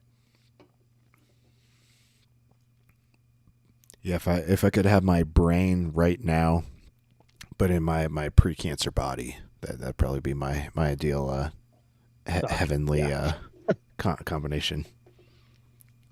Yeah, well, pre-cancer body, regardless of the age, I would suggest is probably going to be better. Well, I was an all-state runner. Had a running scholarship set up, so like my body was in like peak condition. If you, I would kill to have that again. Obviously, tell me if this is too personal, and obviously tell me to fuck off if it is. But I don't. No, fuck off. No, go for it. What? Well, obviously, if you're an athlete, if you were an all-state runner, like what cancer do you have, and what did? It was ALL leukemia, so like about 4 years of chemo. Fuck. Ended up causing avascular necrosis bilaterally in my knees. Yeah. And so I've needed 2 total knee replacements, and I'm barely into my 30s. Kelly, I think heaven does have a smoking section. It's called hell. See you there. Well, where all the cool kids will be. I'm glad you live in an era where technology is such that we're able to save your life. But obviously, I'm sorry to hear about the consequences of it. That's fucking horrible. Yep, yeah. It's referred to as the cost of for the cure, but having bum knees is definitely better than being 6 feet under. Being dead, yeah. And I've been able to live a happy enough life after it. I'm happily married, have a healthy, beautiful child, have a fun career in music. So yeah, made the best of it. Literally looking on the bright side of life. Yes, don't get me started singing Monty Python. Well, I kind of have to. I'm a Brit, right? It's mandatory. All right, let's dive back into the clip. That is punishment, right? So God taking them to infinite glory and infinite happiness is nothing wrong with that. God is the giver and He's the taker of life. Well, except it so says in the verse wrong. that it's a punishment. It says in 1 Samuel 15:2 explicitly that it's a punishment. It says, "This is what the Lord Almighty says: I will punish the Amalekites for what they did to Israel when they waylaid them as they came up from Egypt." Yeah, He was punishing the nation, but just because He was punishing the nation doesn't mean that He punished all people in the nation. You're not going to find that nowhere in the verse. He literally says, "Go punish them, go deliver this punishment to them," and then he specifies the punishment. I'll read the full thing. "Thus says the Lord of hosts, I will punish the Amalekites for what they did in opposing the Israelites when they came up out of Egypt. Now go and attack Amalek and utterly destroy all that they have. Do not spare them, but kill both man and woman, child and infant, ox and sheep, camel and donkey." It certainly sounds like a punishment. I love how often these callers don't want to hear the Amalekite story. Well, yeah. And it's also they want to argue against it, but they don't want it read to them because it shatters everything for them. Isn't there also a portion of it which states that you only to spare like young girls under a certain age that have not known a man? No, I'm not sure if that's in the Amalekites story, but like that is said several times over the Old Testament. Yeah. We actually had a async stream. And at the beginning, we went through and found several of those verses. I believe Andy was helping me out with that. Mm-hmm. But they'll very often say Amalekite was supposed to be boys, girls, ox, cattle, sheep, everything. Yeah, utterly destroy them. It was a God-endorsed genocide, basically. Yep, exactly. 100%, yeah. The hermeneutic you use? What do you think hermeneutic means? Hermeneutic God punished Saul because he kept the king of Amalek alive. Because he figured he could use him for something, but just for not carrying out God's explicit orders to kill everything and everybody. Saul got rat fucked for that. Period. Yeah, I've got a great Bible verse that I like to pair with this story because it derives a very simple contradiction. Ezekiel 18:20, I believe, in our SBE. Yeah, here we go. Sorry, go on.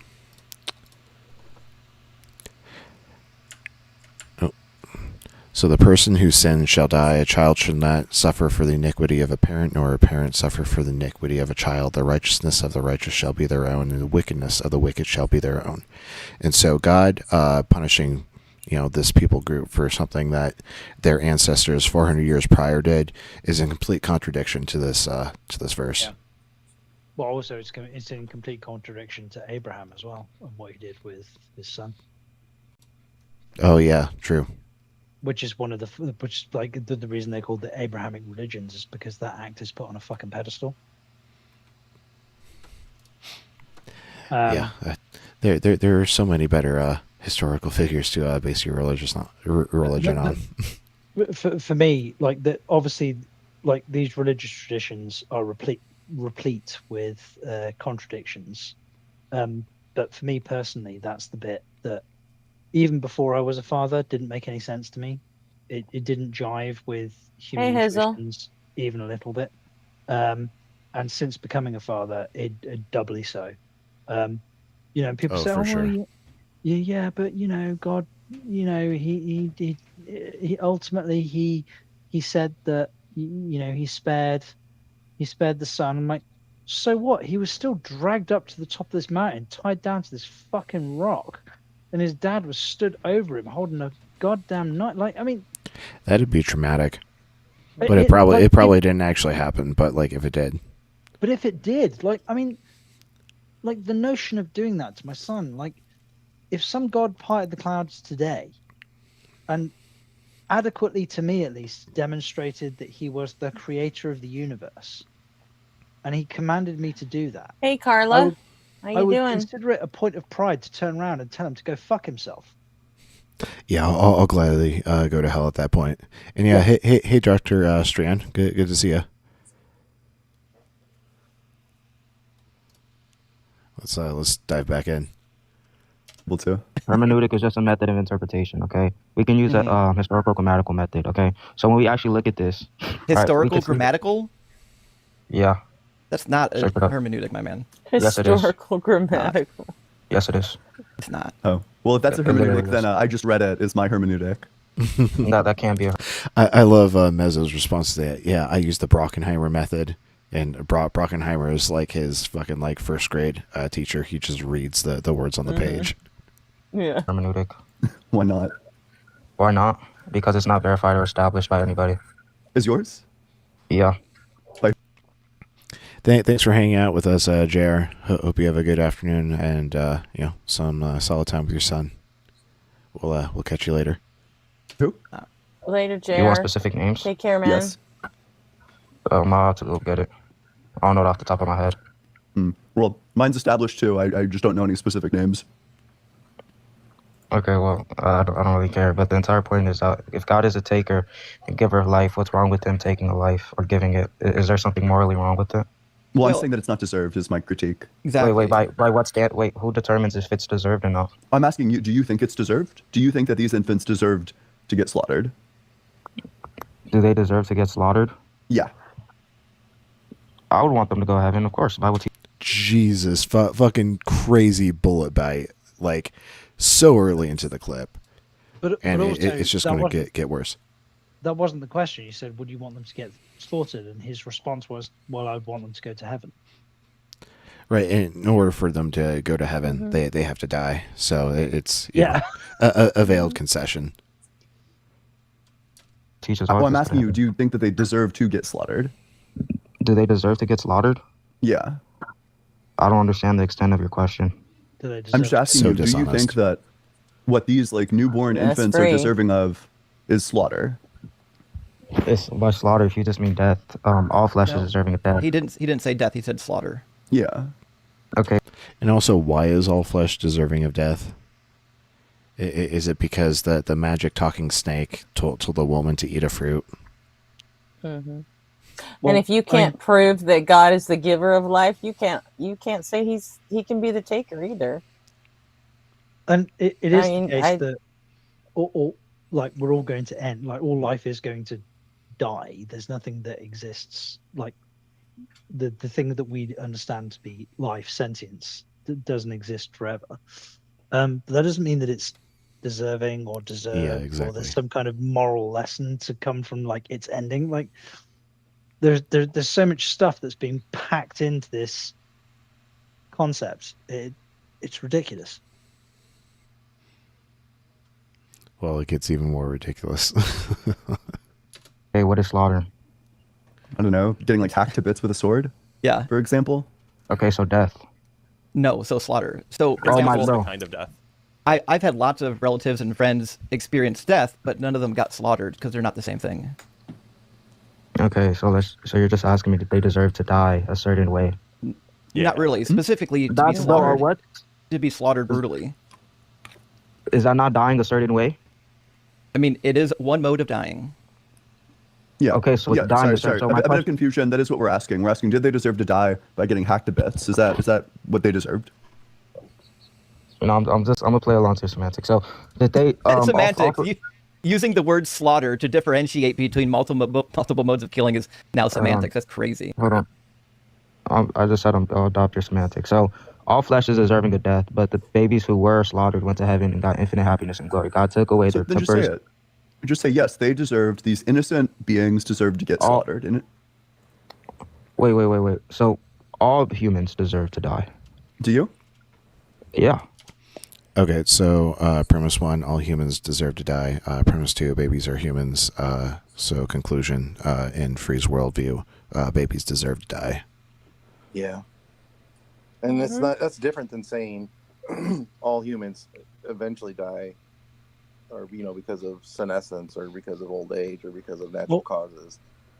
Like at the risk of playing devil's advocate, it seems like he's using the word deserves as a synonym for inevitable. Yeah, that's what I was getting at. Yeah.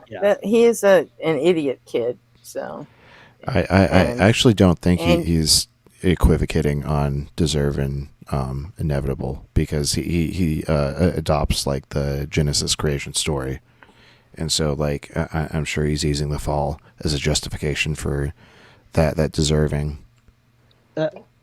I've heard Free on other calls where he tries to do theology, and he does take the full on like Calvinist bent on this shit. So he may not be equivocating. He might just think, fuck it, God gives you life, so yeah, he deserves to die. However, God wants to take it away from you. Off the fact that it's inevitable. And it does seem, whilst death is death, like the ceasing to exist is the ceasing to exist. It does seem, at least, like, despite the fact that I've never been through that process, obviously because I'm still here, it does seem like there are better and worse ways to go through that process, and I would suggest that slaughter is a fucking bad way. Yeah, and especially if it's coming from God. God could just snap his fingers and like put those people in heaven, but instead he makes them go through the horrific, violent death of being like literally slaughtered by it could also tribe. it also, instead of an equivocation, it could also just be straight up cope too. I mean, how many fucking baby pastors have we heard use that? Oh well, if God said, if they just use it as cope to disguise the fact that they're fucking baby pastors. If we're all going to a place that's perfect and there is no more suffering, what good is a lesson that causes in tremendous amount of suffering? What good are you gonna? What is that gonna do you in that place? It makes zero sense. Well, it's going to make even less sense. Good. Yeah, I mean, this notion that this world is a test, when the person who gets to decide whether you pass or fail the test is also all powerful, all knowing, and also the creator of the universe in which we exist. Like, all of the suffering seems to be completely pointless. He could just skip that process, because if he's all fucking knowing, then it's not necessary, is it? Right. No. Like, why he knows the content of my character. I shouldn't have to evidence it to him, because he already fucking knows it. Exactly. Right. It's more so the suffering is all on people just want to control each other. Yeah, the only ones that have a halfway decent answer, and it's only halfway decent. The only ones that have a halfway decent answer to that question is like, what is this human earthly life for?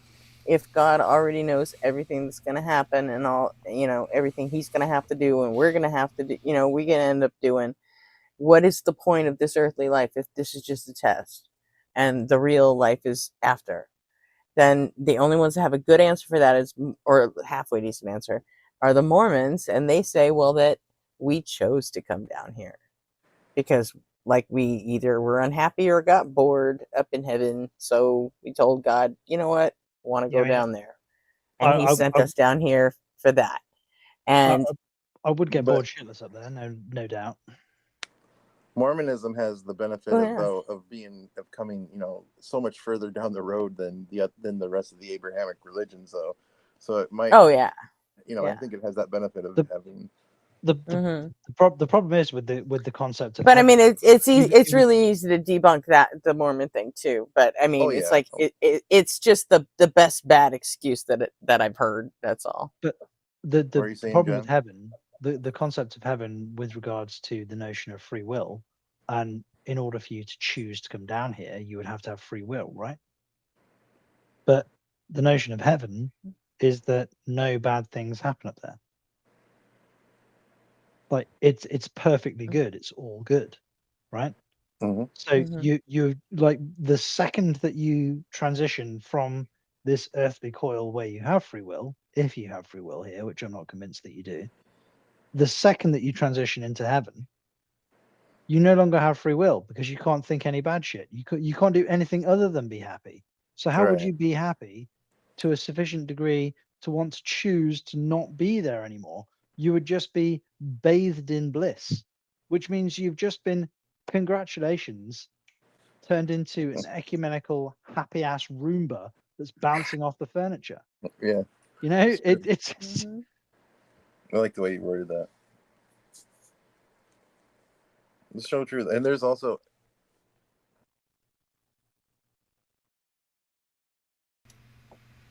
you cut out for a second, but we can hear you again. okay.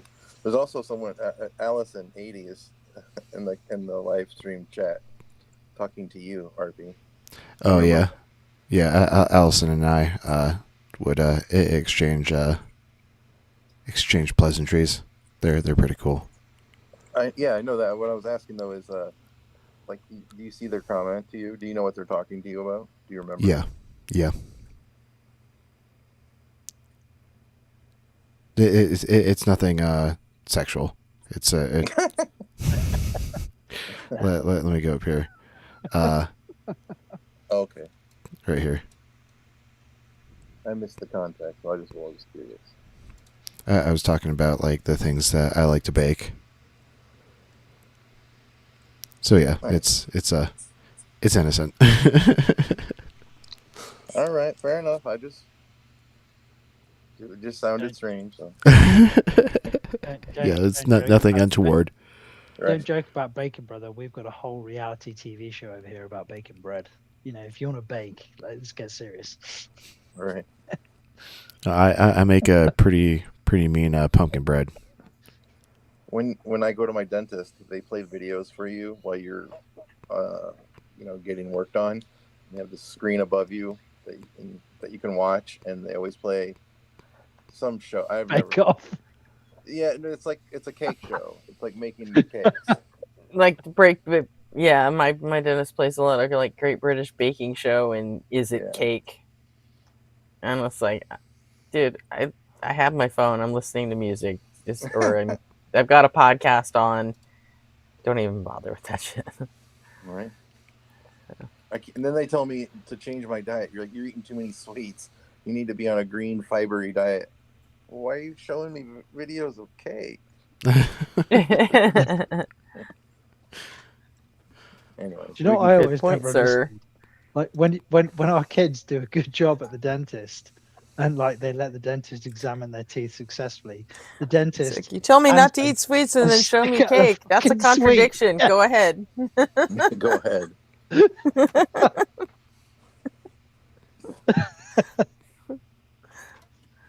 All right, let's dive back in. Yeah, I'm abusing the shit out of that go ahead thing. Do you deserve to be hacked to bits? I deserve to be punished the worst way imaginable.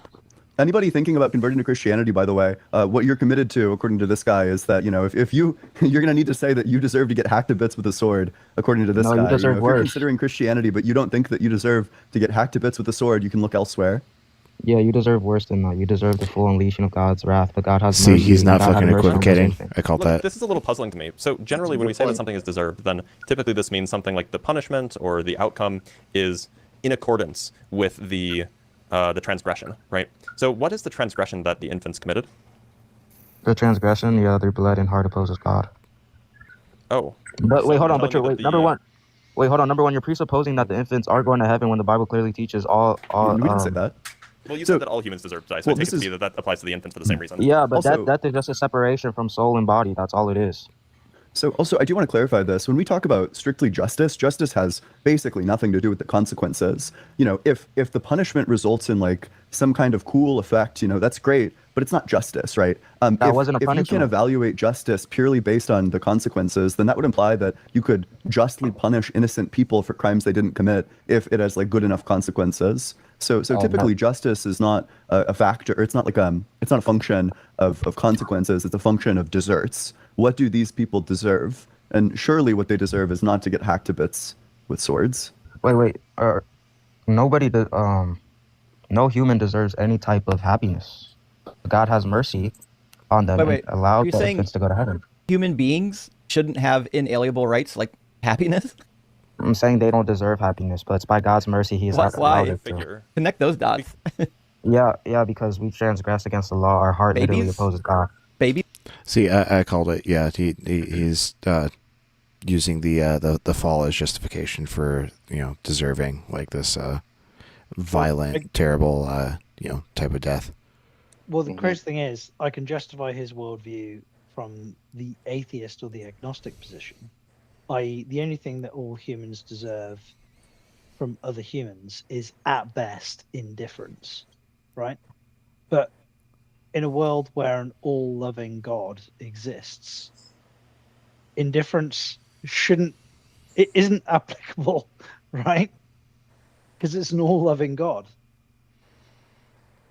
What I was trying to say, though, with what he was trying to do with his strategy, saying that you deserve it, what I was saying, the way I'm thinking of it is he's trying to, you're going to agree that death is inevitable. And I think he's expecting you to make the leap to his worldview based on that, is what I'm saying. Because he's trying to convince others to join him in his worldview. So he's got to try and pick something out that people will agree with. And I don't think anyone will agree that they deserve death, like in the same sense that he is. But that's what he's literally arguing right here, and it's due to the fall. I get that. I get that he's coming right out and saying that, he's not mincing words on it. He's saying everyone does, and he's doubling down on that. I think it's more of a Mott and Bailey, is way I'm thinking of it. Okay. Because death is inevitable. I think if you really press him on it, he will back up to that, is what I'm saying. I don't know. Maybe I'm confusing him with somebody else. I swear he has, because when they show him how horrific these worldviews are, like how, especially when I'm not entirely sure Free knows how to operate a Mott and Bailey. I really. That's true. Just kind of stumbles into it. There's somebody else that sounds just like him, though, that I'm probably confusing him with. So maybe I should just keep my mouth shut. But no, I mean, I don't know. Either way, I'm still crushed he's not a flat earther anymore. That means I'll never get another one of those. Cope, Gretchen, cope. Oh, God, it sucks.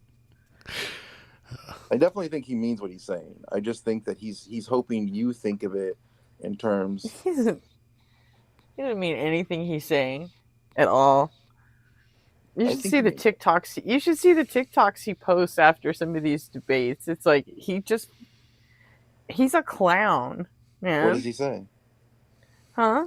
What does he say? He'll like post a video of him with like some stupid music behind him and saying, oh, look at the atheist after I'm done, dunking on him in there. Right? And he's just like chilling in the sun drinking a soda or some shit.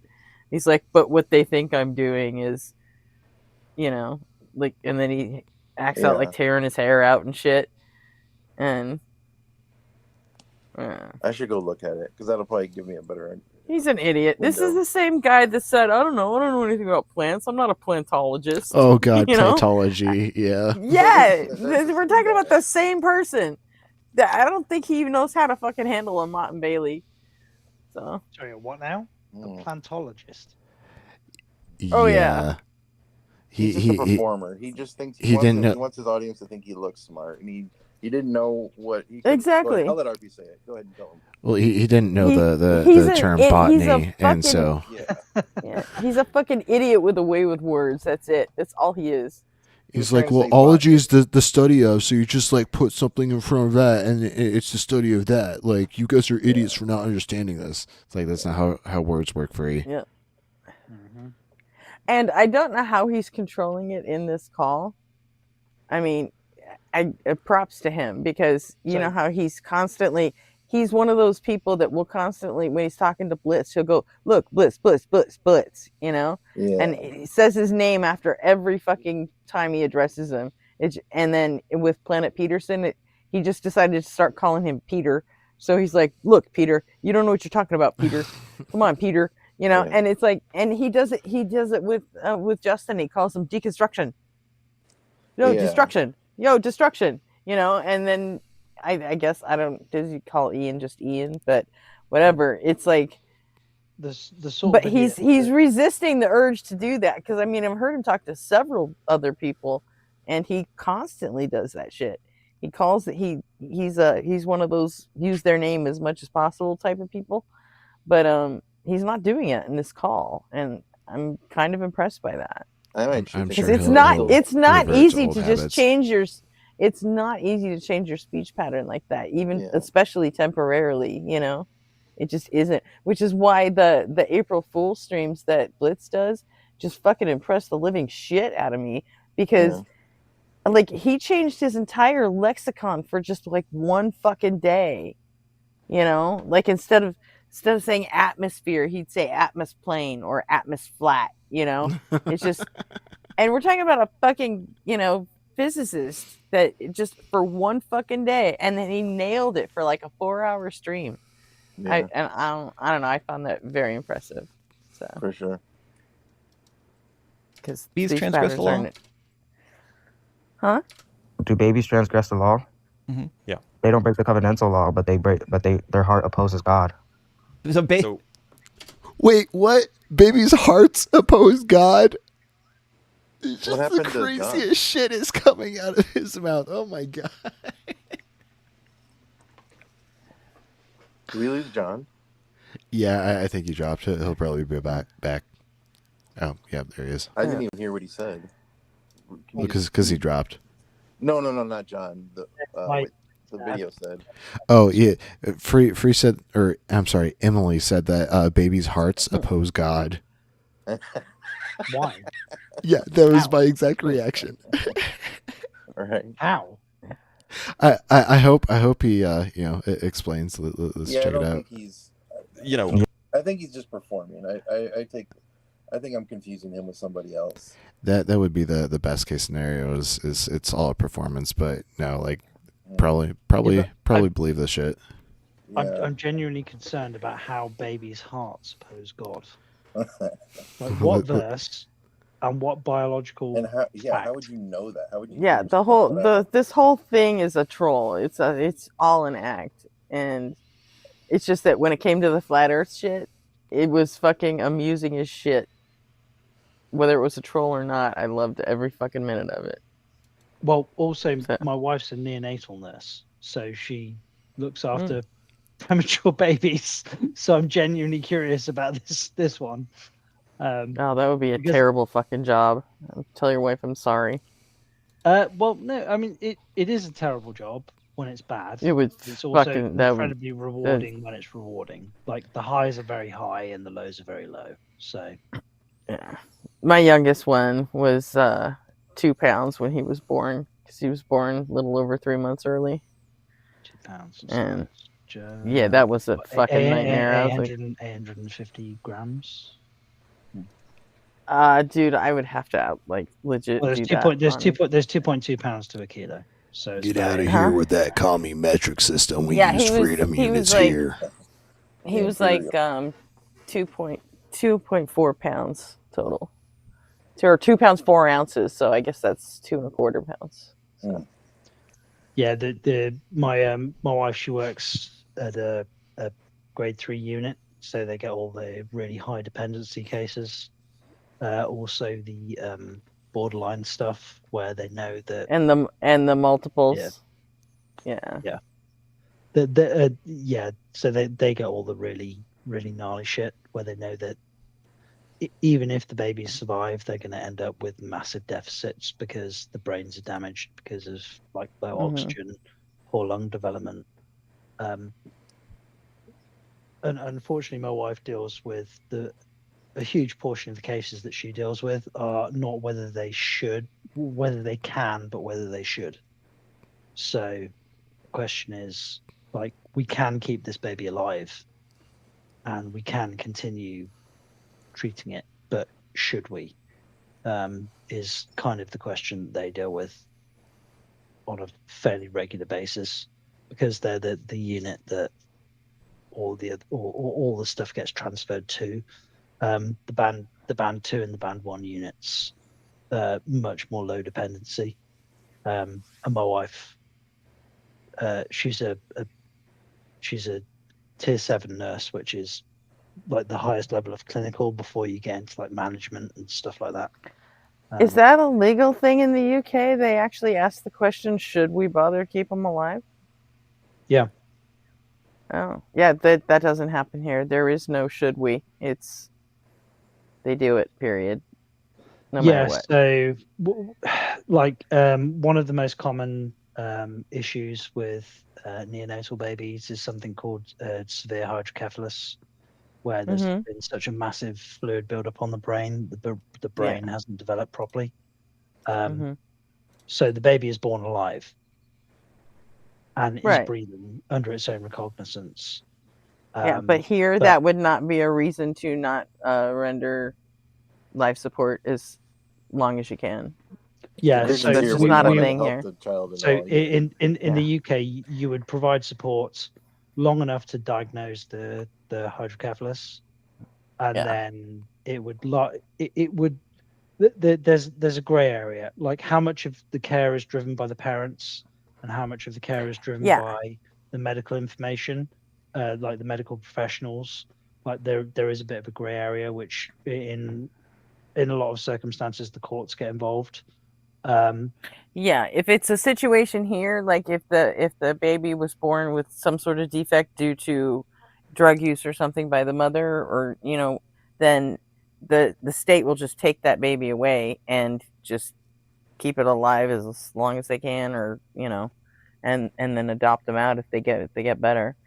But like if it's just like a genetic thing and the parents are actually responsible, then the parents can make that call, but no one else ever will be able to. Not here, anyway. So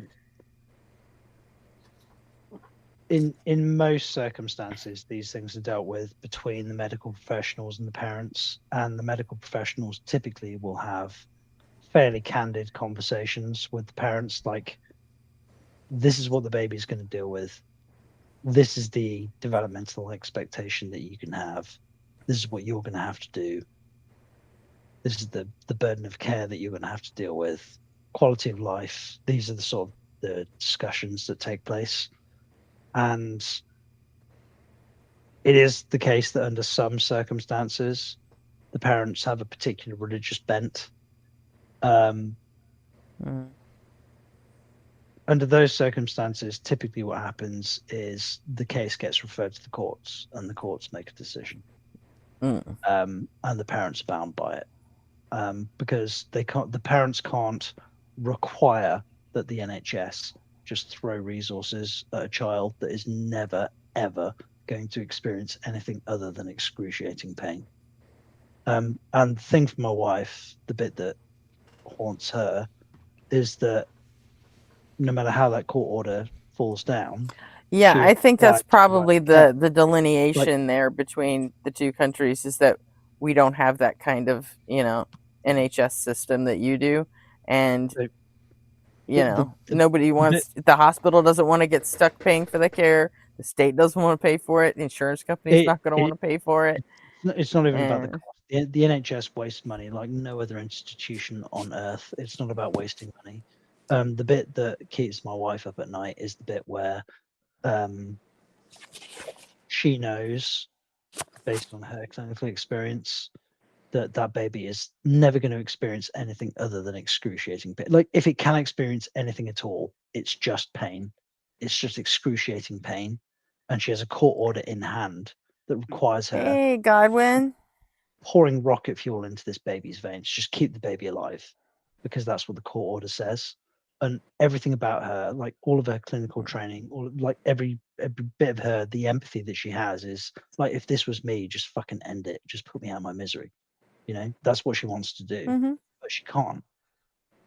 And when she's dealing with those kind of cases, she comes home from work and she's in bits. And yeah, that would suck hard. but it's her know? job. She doesn't have a choice. It's not, she has no autonomy here. It's just her job, you know. I thought that neonatal unit was so fucking depressing. And he was in the hospital for 3 months after he was born, and I only went down to see him twice, just because it was no thanks. I couldn't do that. Yeah. It's just heartbreaking. You know, I was there for just a couple hours just to, see him. And there's, babies are resting around me, just like these tiny little things. It's like, yeah, no thanks. No thanks. Hard pass. And none of that was supposed to happen anyway, because I'd started miscarrying like months before that. It's just he held on long enough to, make it past the age where where he had to be delivered instead of miscarried or aborted. So, like, all right, fuck it. I guess I got another kid now. But yeah, just seeing what all the, especially the multiples, like the septuplets and stuff, and the quints that were in there, because they basically go through all the same problems that the real preemies do. Just because there's not in the same way.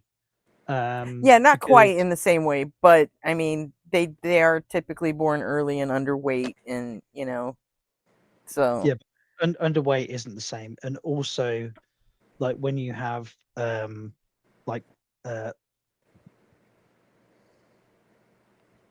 when this is also in the 90s too, so I mean, yeah, but it's also the case that when you it depends how the babies are divided as well, because sometimes you have one baby, or you have multiple babies sharing one placenta, and sometimes you have multiple placentas. Now with something like quints, where you've got like 4 babies or 5 or 6 babies, like there's no way that you can have all of those babies with independent placentas, because there's only so much surface area on the inside of the uterus, right? Just doesn't fucking work like that. Yeah, there were a couple of mothers in there that they actually had to do a reduction in utero, because they got pregnant. They did the whole fertility thing. They ended up having like shove them in there like gumballs. Yeah, so then they would have to go in and and I guess back then they were just like cinching off the placenta to some of them, and so they'd end up having to deliver these like stillborn, yeah, things, and some of them they would do what was called collaring. So they'd put a collar on the umbilical. Yeah, there you go. That sounds right. And there's one woman in there that, even though she had like 2 collared, they actually fucking survived. And so, and those babies were just, I mean, they were not gonna make it. I didn't actually check into whether they did or not, but I'm like, dude, those things look like fucking prunes. I'm like, there's just no way. But they were keeping them alive. The hospital where my wife works is in Coventry, and we have a particular population of a particular demographic that has a particular issue with not just fucking but marrying their first cousins. And the signal in the data with regards to things like midline birth defects and stuff like that is. Are you talking about Romani or what? No. It's a particular Pakistani community. Okay. And it is unbelievable. Like the midline defects that they have with regards to cleft lips, hearts, stuff like that, because it's so common with first cousin marriage and procreation. But that being said, all of these children, despite the fact that they are born of first cousins, are all loved and wanted. The next biggest group that causes like that feature in high dependency units in the city in which my wife works are things like people with dependency issues, i.e., drug problems, stuff like that. And these kids aren't wanted; they're just abandoned. Like these young girls with these high dependency problems turn up, drop the kids, and fuck off, and the kids are now in the care of the state with massive health problems. So we've kind of got these two problems from opposing positions.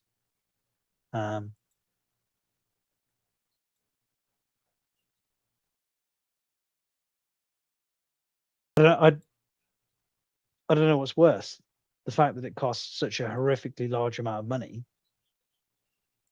which is terrible, but also like the massive amount of suffering that's generated. Well, I mean, I don't think the money really matters when you're talking about that much suffering, does it? Well, it does when it's unnecessary. So both are unnecessary, you know. Oh, there you go. All right. Anyway, If hold that thought. Hey, if Rembrandt, how I you had to pick, doing? Good to see you. And hi, Slug. If I didn't say hi to you earlier. Yeah, and hey friends, welcome in. Godwin, is this the account that you need subs for? Because the Godwin 7 account, because I just subbed to you with both of my accounts. +2. Yeah. Godwin's a friend. I'm sure most of you recognize him, and he's looking to stretch out from TikTok onto YouTube. So, you know, if you can, let's take help him out. the time to give him some subs. Let's go. He's only got 6, and 2 of them are me. So. Yep. But I'm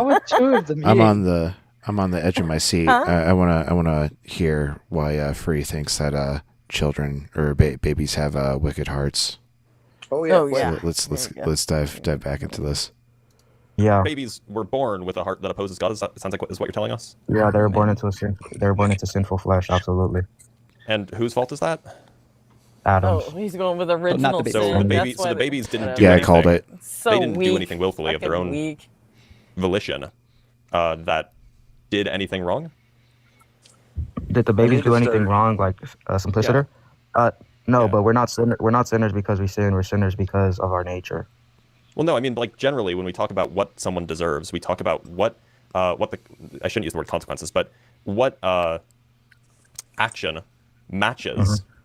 I'm going to say consequent action, not consequence in like the typically understood way. What consequent action matches the transgression committed by the person that is getting the consequent action, right? Oh yeah. And so, if you agree that the infants never actually had any transgressive actions, then it seems like they would not be deserving of anything. What transgressive action did the infants commit? Wait, sorry, to be clear, you think infants are morally responsible? No, that's why they go to heaven. So if they're not morally responsible, then they don't deserve punishment. How is that punishment? Wait, hold on. Answer me this. Punishment. Wait, hold on.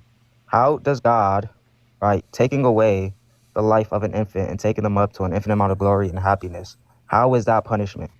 God says it's a punishment. God is punishing the nation. Wait, does punishing the nation necessarily mean punishing everybody in the nation? I want a yes or no to this. This is I want a yes or no. Absolutely. Yes. Oh, yes? Okay. In this instance, yes. Well, given like this Hebrew perfect. word, my understanding of it is yes.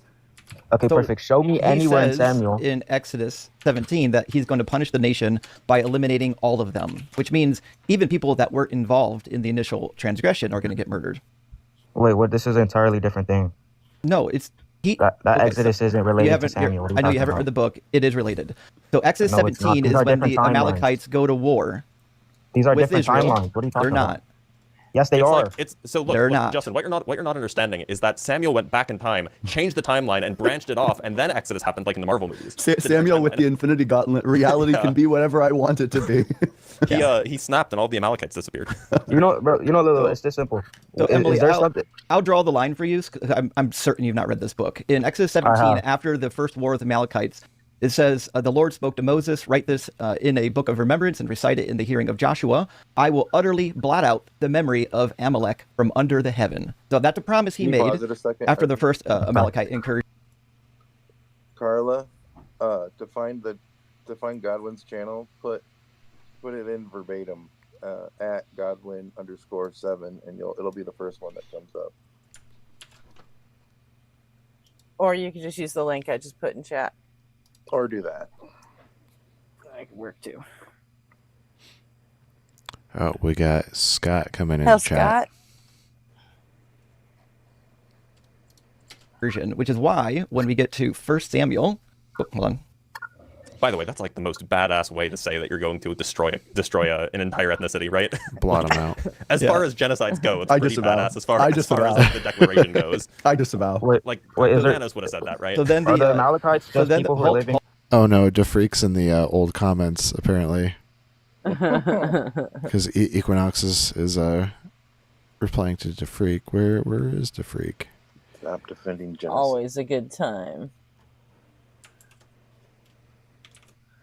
Yeah, after you hung it up last night, RP, Jason was like, I want to see that crash out from the Freak, so we started watching that. We didn't make it all the way through it, but DeFreak isn't showing up, so like DeFreak must have gotten like banned from Unapologetic.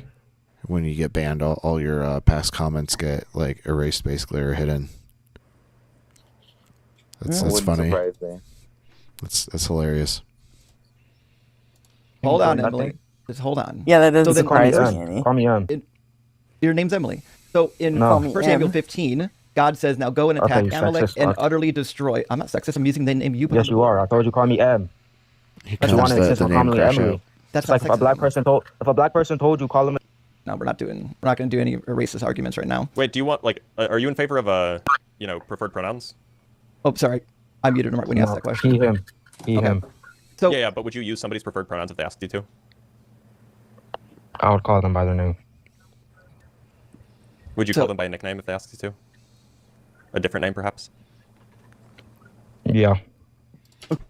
Chrissy is confirming. Yeah, DeFreak got himself banned on UA. So yeah, called that. Does not surprise me at all. No. Okay. We can call you M. That's fine.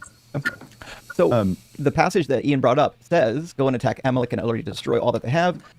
Do not spare them, but kill both man, women, and children. Now, this is preceded by the excuse. It says, thus says the Lord of hosts, I will punish the Amalekites for what they did in opposing the Israelites when they came up out of Egypt. So 1 Samuel 15 is saying, I'm destroying this nation for this thing that happened in Exodus 17. They're directly connected.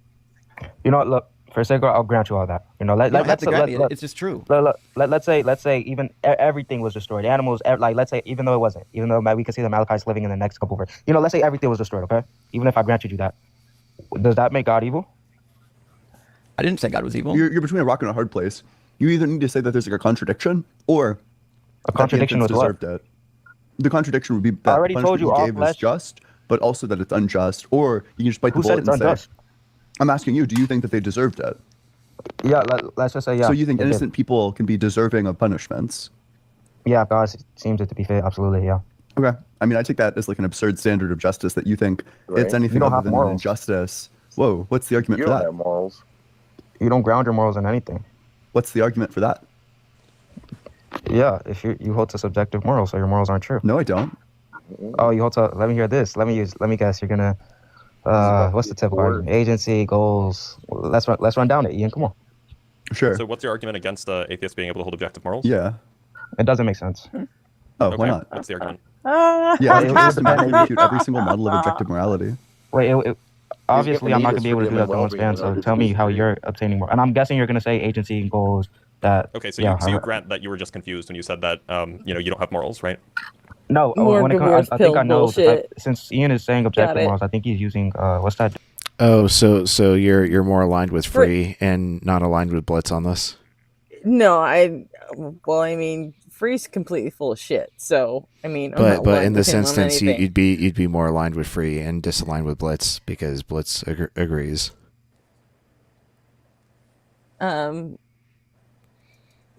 Yeah, I would not be aligned with Blitz on this. Absolutely not. Oof. You know where I'm coming Oof, from. I'm brutal, coming brutal. from straight psychological background, and Right, but like you want those to get in would on be you want to get in irrational on this actions. deal with you want to get in on this deal with nobody on fire. You want to make me read Gaworth? Are you willing to read the psych book that Spirit of Empathy and I please pick don't out? read Gaworth. Nobody's wading in here. What's Huh? happening? No, I think Nobody on Fire and OE should join me in showing you guys up, giving the real what's what. The well, you were from the agency. deal Nobody and I made last night.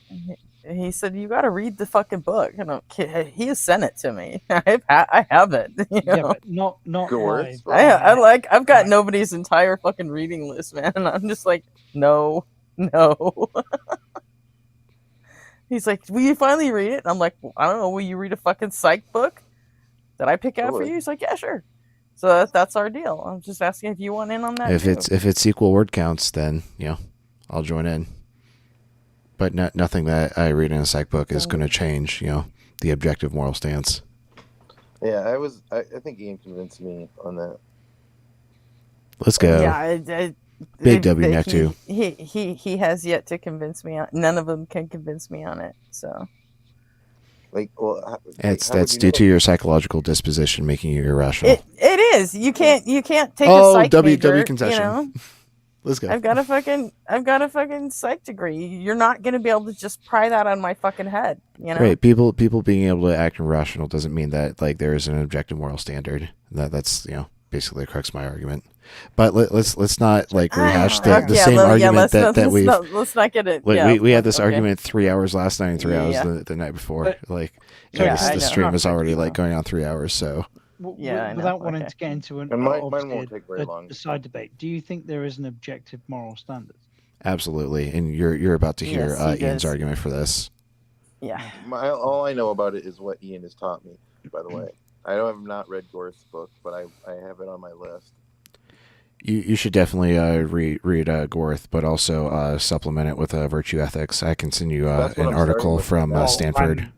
I'm a virtue ethicist. I sit somewhere between a virtue ethicist and a motivist. Okay, so you subscribe to eudaimonia and that we're all setting goals to achieve the good life. Well, then you might be open to this argument that Ian's about to present. With respect to the goal is always subjective, which means it doesn't have an objective standard.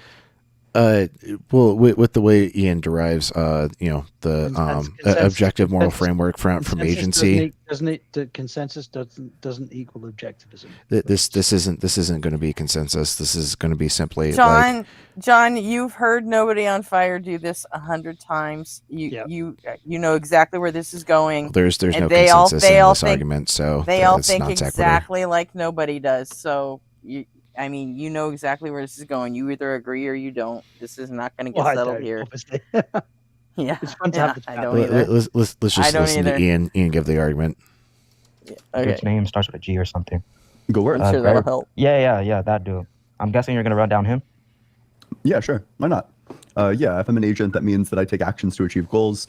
If I do that, insofar as I'm doing that, that means that I need my freedom and well-being in order to achieve any of that. If something's necessary to achieve my goal, I have a reason to have it. That is to say that I ought have it. If I ought have it, you ought not interfere with it, which means that I'm claiming a right to it on the basis of my agency. Thus, just in virtue of me being an agent, that means all agents have this right. So all agents have a right to freedom and well-being. Which premise do you reject there? Wait, I need to know how you're defining these things. So how are you defining freedom and well-being? Freedom is just going to be the capacity to make decisions uncoerced, and then well-being is just going to be the various capacities that will be required in order to achieve a range of goals as much as possible without contradicting other people's. Wait. Well-being is what?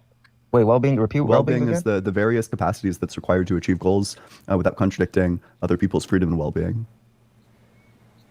Okay, and how are you defining a right? A right is just an outward-facing ought claim. Okay, how are you defining ought? Ought just means that you have a reason to do this.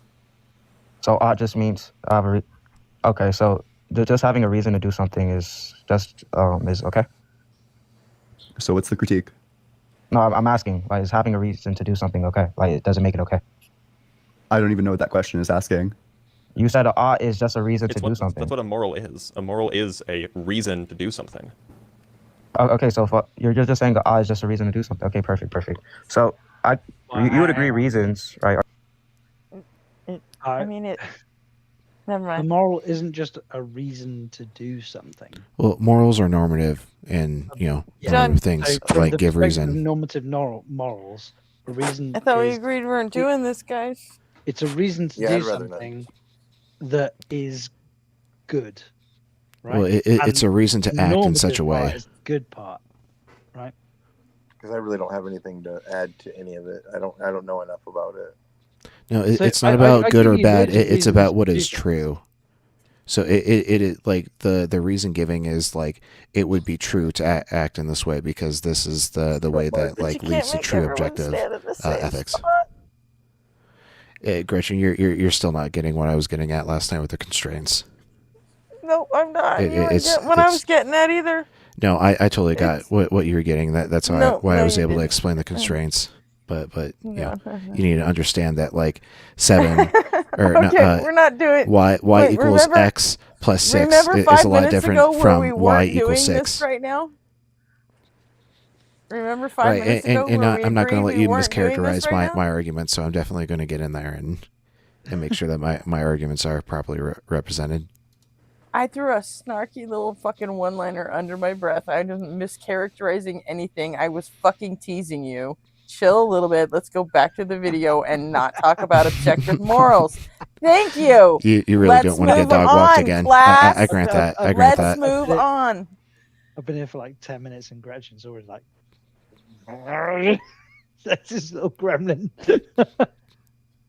Are just true facts about something, about a subject? Absolutely not. No. A reason is a consideration that counts in favor of an action.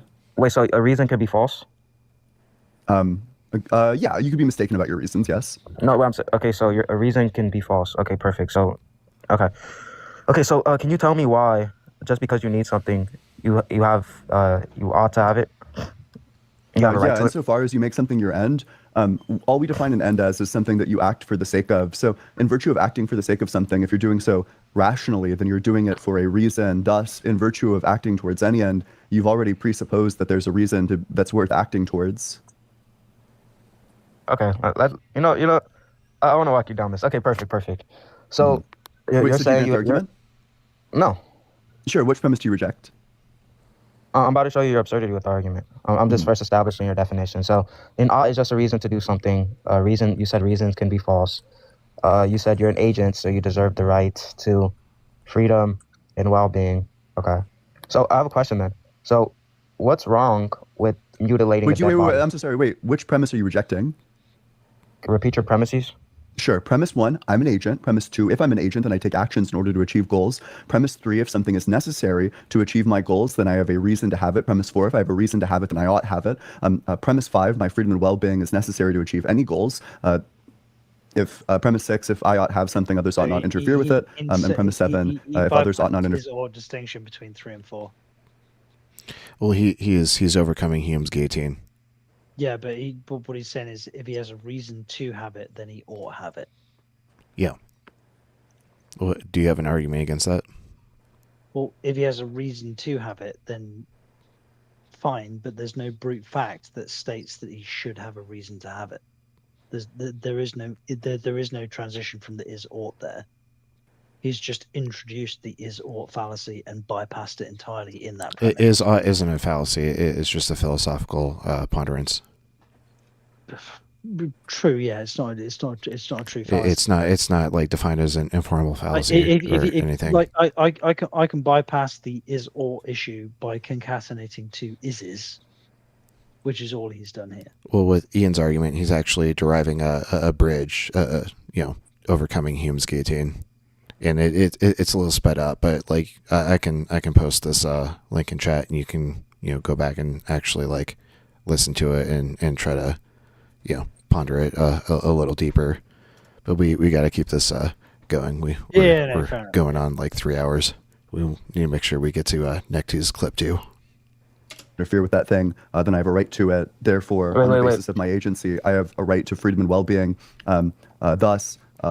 If I have a right to freedom and well-being on the basis of my agency, then all agents have a right to freedom and well-being in the same way. So which premise there would you disagree with? What's the argument that just because you have this thing, others ought not to interfere?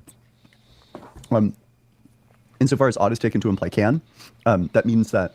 Wait, no. In order for you to do that, ought like that. You didn't define ought as a can. Whoa, sorry, I didn't say that's the definition. I said that ought implies can. That, for example, it would make no sense at all to say, like, you ought stop the Holocaust. You can't. It's over. Okay, but your definition doesn't fit what you're saying. You said ought is just a reason to do something, and you said Yeah, a reason to take an action, you know. The reason why ought implies can is because in order for something to count in consideration of you doing an action, you would need to be able to do the action. Otherwise, it doesn't count in favor of doing it. That's why ought implies can. And ought implies can. That's not true.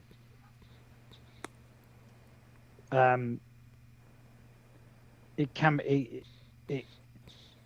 humans can and do conceptualize situations where just because they can't achieve a goal doesn't mean that the goal isn't worth attempting to achieve, right?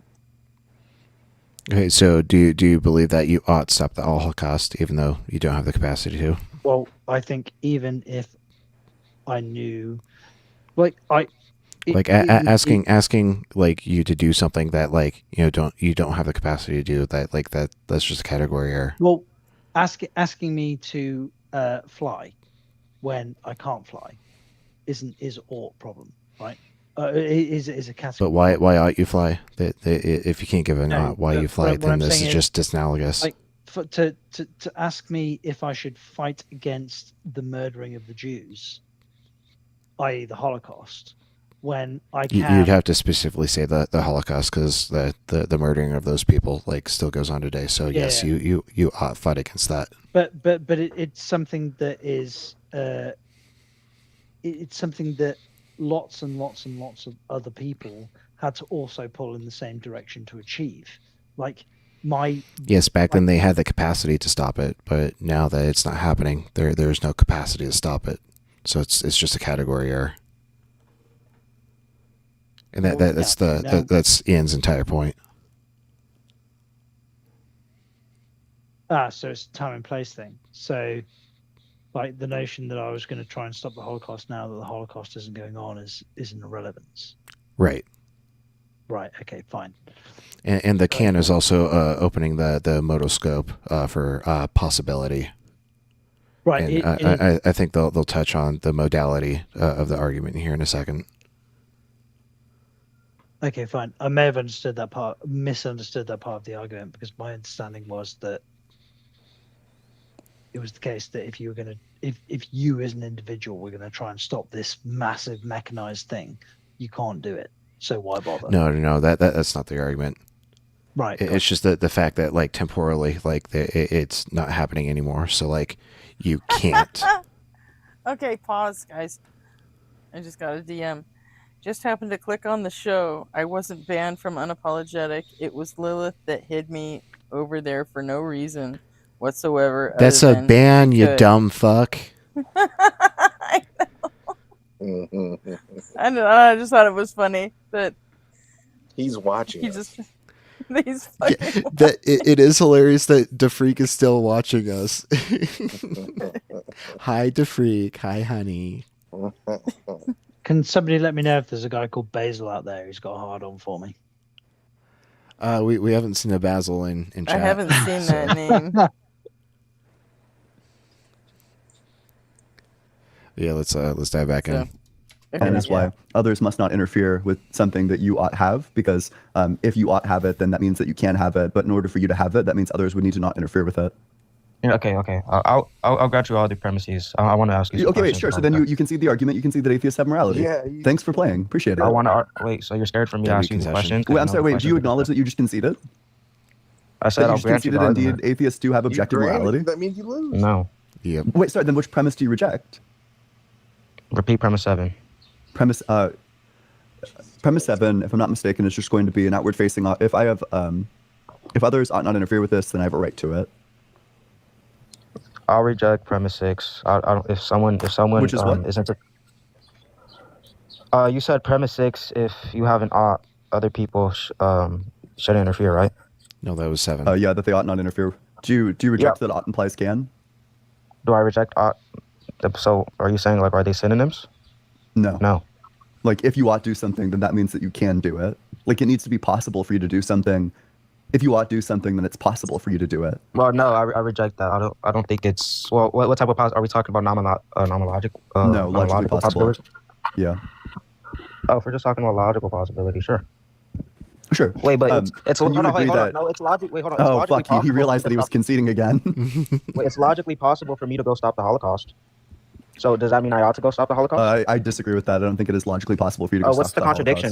Holocaust. What's the Yeah, PNLP? insofar, sure. I'd say that the contradiction is that you would both need to exist at that time, but also that it's not possible for you to exist at that time. Wait, hold on. That wasn't stated within the proposition. Do you know anything about model theory? I think you mean modal theory. No, model theory. No, I'm not familiar with model theory. Yeah, model theory is just saying regardless of the... I'll simplify. Is that your friend Gretchen? Yeah, he's everybody's friend. It's I Godwin, get the dude. distinct impression that this fucking idiot is about to describe Hey, Godwin. model theory. Hey, how's it going? I'm going to drop. I just didn't know what was going to happen when I click it. Okay, well, thanks for coming up. Okay, well, now Good you to see know. No, I can't stay. I'm super busy. I appreciate it, though. I just can't stay. All right. What I do is Well, press Well, stop. you know it Thanks works for the now, so you invite. can join us Love you any guys. other time. Yeah, Awesome. I You guys rock. subbed to your Keep it channel up. too. Peace out. Peace out. Yeah, he's as new to regardless of the YouTube as worldview, I am to what- TikTok. So Right. When a I just syntax set of my predicates is TikTok being up the other day. Go ahead, RB. You don't have to stop it. invoked in a have to figure out proposition, how there we can help directly each has other. to be a relation, right, to derive any form of contradiction. So the worldview wouldn't matter. Okay. Wait, sorry. So the you're world- saying that what I said isn't a contradiction? No, it's not a contradiction. You don't Me going think back, you need to exist at that time and you don't exist at that time is a contradiction? it's possible for me to exist at that time. And not exist at Ray. that time? I'm saying it's possible for me to go Is back it a in time. contradiction to say that you both do and don't exist at that time? Is that a contradiction? Yeah, that's a contradiction. So when you said that I wasn't a don't contradiction, know, you were Tay, just wrong. But hello. No, I'm saying the way you're applying it isn't a contradiction. But I'm sorry, wait, but didn't you say that that wasn't a contradiction? That what wasn't a contradiction? That what I said wasn't a contradiction? No, what you said was a contradiction. If God exists, wouldn't we expect you to be able to track basic logic? I am Like, tracking wouldn't basic- we expect that You're you'd be talking like about logic, designed- you don't even know what wouldn't model you like theory finely is. tune your brain such that you'd be able to track the argument? Yeah, it's If simple. God There's exists, no... why does he want you to blunder so badly? Okay. Well. Yeah, so Ian, I'll break it down for you. Guaranteed There's none of that no made it categorical into predicates. Freeze video. What was that, Nick? Too? See, he's slipping. He's starting to call him Ian now, more than once. Oh, Freeze. See, Yep, like yep. speech patterns, they can't. You can't help it. The speech Yeah, patterns I suck back predicted in. he'd That would be fall like back into that. that would be Yeah. like J-Money showing up one night and not saying, you know what I'm saying? You know, it's like he couldn't Or fucking bring do up it. science every other Right. sentence. It's just like he couldn't fucking do it no matter what. So that's what I'm saying. It's fucking Okay. impressive as shit when There are Blitz other can do people that that for an sound- April Fool's stream. There are other people I've, that sound a lot like this caller, though. I've got to go, peeps. My food's here, and you really don't want to hear me eat. Might get a bit messy. Yeah, we appreciate You're that. correct, No, we no don't. mouth noises. I'll catch you later. Nice. All right. nice. Have a good one. Bye, John. Being invoked 2 times in the proposition, I am going to go back in time and stop the Holocaust. Okay, if you can give me 2 categorical predicates that are being know invoked what at the those same are. time. Oh my gosh, and you're talking about basic logic. Okay, so when we have a categorical predicate, right? Do you know what a predicate is at least? Yeah. Okay, perfect. Right, predicate is just that which describes the subject. Okay, so you have to have two predicates describing the same subject under the same category. Okay, under the I'm same sorry, category. I'm sorry, I'm interrupting here. You understand what the word can means, right? Yes. It can be understood colloquially. It doesn't have to require a specific, explicit modal scope. When we say that, We're not audio talking can, about it modality, merely bro. means- well, we were, because the question was about No, we're logical not. modality or not. The question was about logical modality as opposed to nomological modality. Yeah, I predicted this too. As soon as like you start talking about possibility, you have to talk about modal scope, and so now we're into modality. Oh my god! You know what, Necto? I think I just figured out who you think this guy sounds like.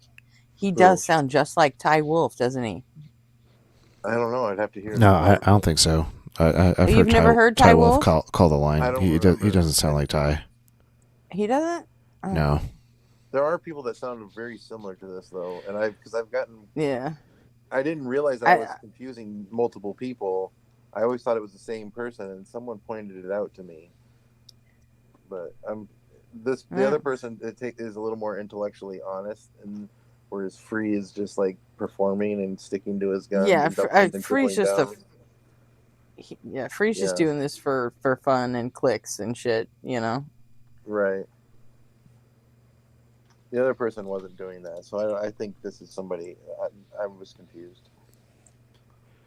Yeah, fun fact. Ty Wolf blocked me after I cooked him in a Thinker's chat. I don't know when he blocked me, but he fucking did. So, and honestly, I'm not going to complain about it because I don't have to see his shit anymore. All right. Modality, so we absolutely were. No, we're not even talking about Unapologetic. Oh, hold on. Yeah, hold on. this is a question that you asked. I got a You asked the warning question. for the live stream. It says keep your live Why? engaging, turn your camera off, showing. Okay, because our TikTok studio froze, it doesn't think we have a camera anymore. It's gonna cut our live. Let me restart. Fuck? I know TikTok studio acting a fool. But let me restart the TikTok live stream. We'll leave the YouTube stream open, but I'll just If restart you're the watching TikTok. on TikTok, go watch on YouTube instead. True. Hey, Gretchen. Okay, we'll be right back, friends. Marduk has a question for you in chat. Okay, and real quick, Arpy, you can cut this clip right here and just go to the next one. That's only like 3 minutes because when they come back, they never bring Free back. Oh yeah. Yeah. Are you guys ready for my chat or mice? Yeah, they go on to other colors after that, and they in never a quick never second. do bring him back up. So, but then the next clip is the next time that Emily showed up for Free. So, and Oh, so there's another clip after this. yeah, it's like 3 minutes long. Okay. Okay. Well, it's less than 20 seconds, so let's just finish Jason. Emily on the screen. We got some new people in chat too. That doesn't happen too often. Oh, I don't see, usually. literally Okay. the next second. Okay. You address Marduk while I get this micro clip up. Okay, Marduk, what's your question? You can DM me or ask. I don't care.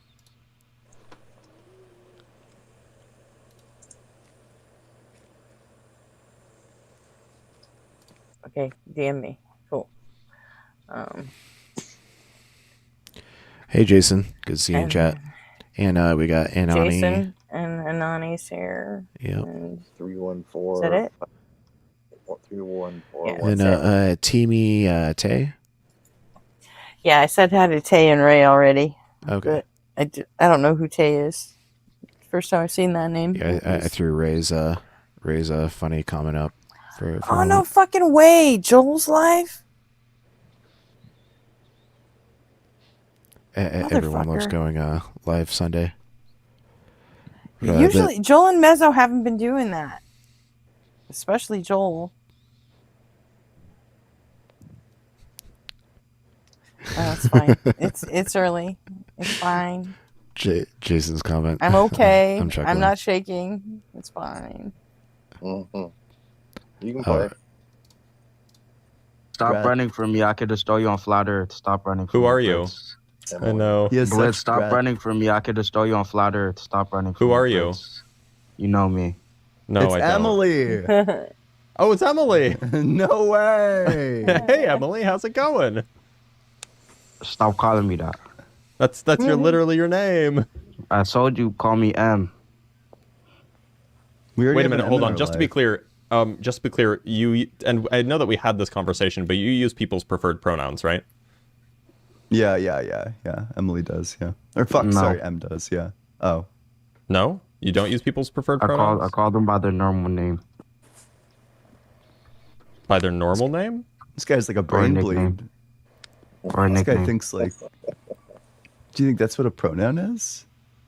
No, pronoun is like she, her, and all that stuff. I just So do call you them by not their use normal And do you all not that use stuff. pronouns? Thank you, Godwin. No, I do, Definitely but go if it's tell a Joel trans, I'm I'll mad just at him, call but him you by my have to name. call him Bill. Oh, Otherwise, man, he'll if never it's a believe it was trans. me. Yeah. Well, Emily know, it is, Ian. I guess. I'm just not comfortable using a nickname, so I'm just going to use your given name. I I told you that name oppresses. Yeah, just say, "Hey, Bill." Bill said she's mad at you. So And you're name laughing, but if a oppresses. black person told you that, though, you would be in and shock. then make something up. Your name is Just literally whatever. Emily. It's right there on the screen. You could change your name to M. I told you could call me M. If a black person could said the change same it thing, you himself would and he be won't on do it it. immediately. No? What? Yes, you guys would. If a black person said, "Hey, No? stop calling me that. That name oppresses me," you would be The like, name "I'm Emily? so sorry, King." Yes. If the name oppresses, if the name DeFreak, this isn't the show to come up here and cry. Come back tonight. Oh, that is a good idea, Marduk. I like that already.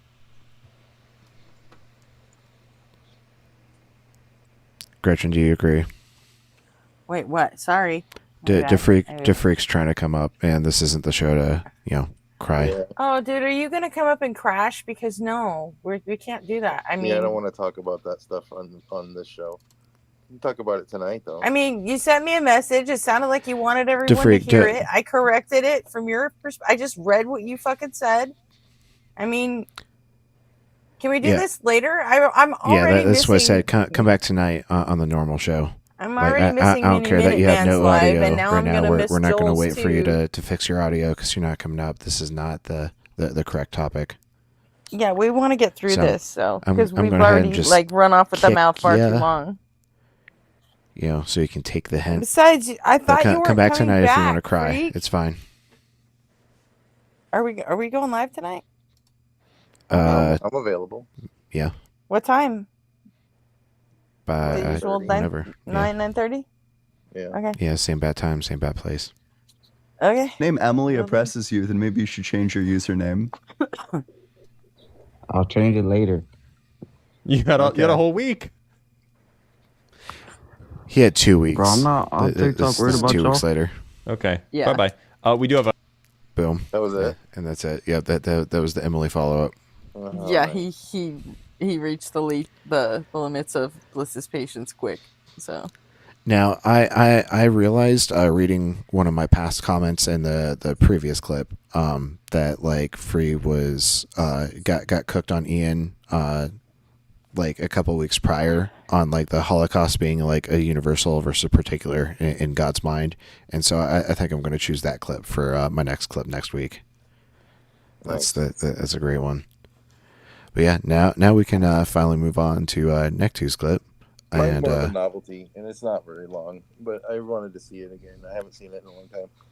right. It's the first clip, episode 1, their first show ever. Just play like the first 5-10 minutes of the. I don't even know how long it is before they take a call. Back in those days, they would wait forever to take calls. That's what they said, I think. But I just like when they're just getting to know each other, and Blitz says his real name and where he went to school in the very first episode. And I always one time when I was episode 1 isn't available. Only episode 2 is. back up. Oh, I assumed that he put it back up as soon as he didn't need to hide his name anymore.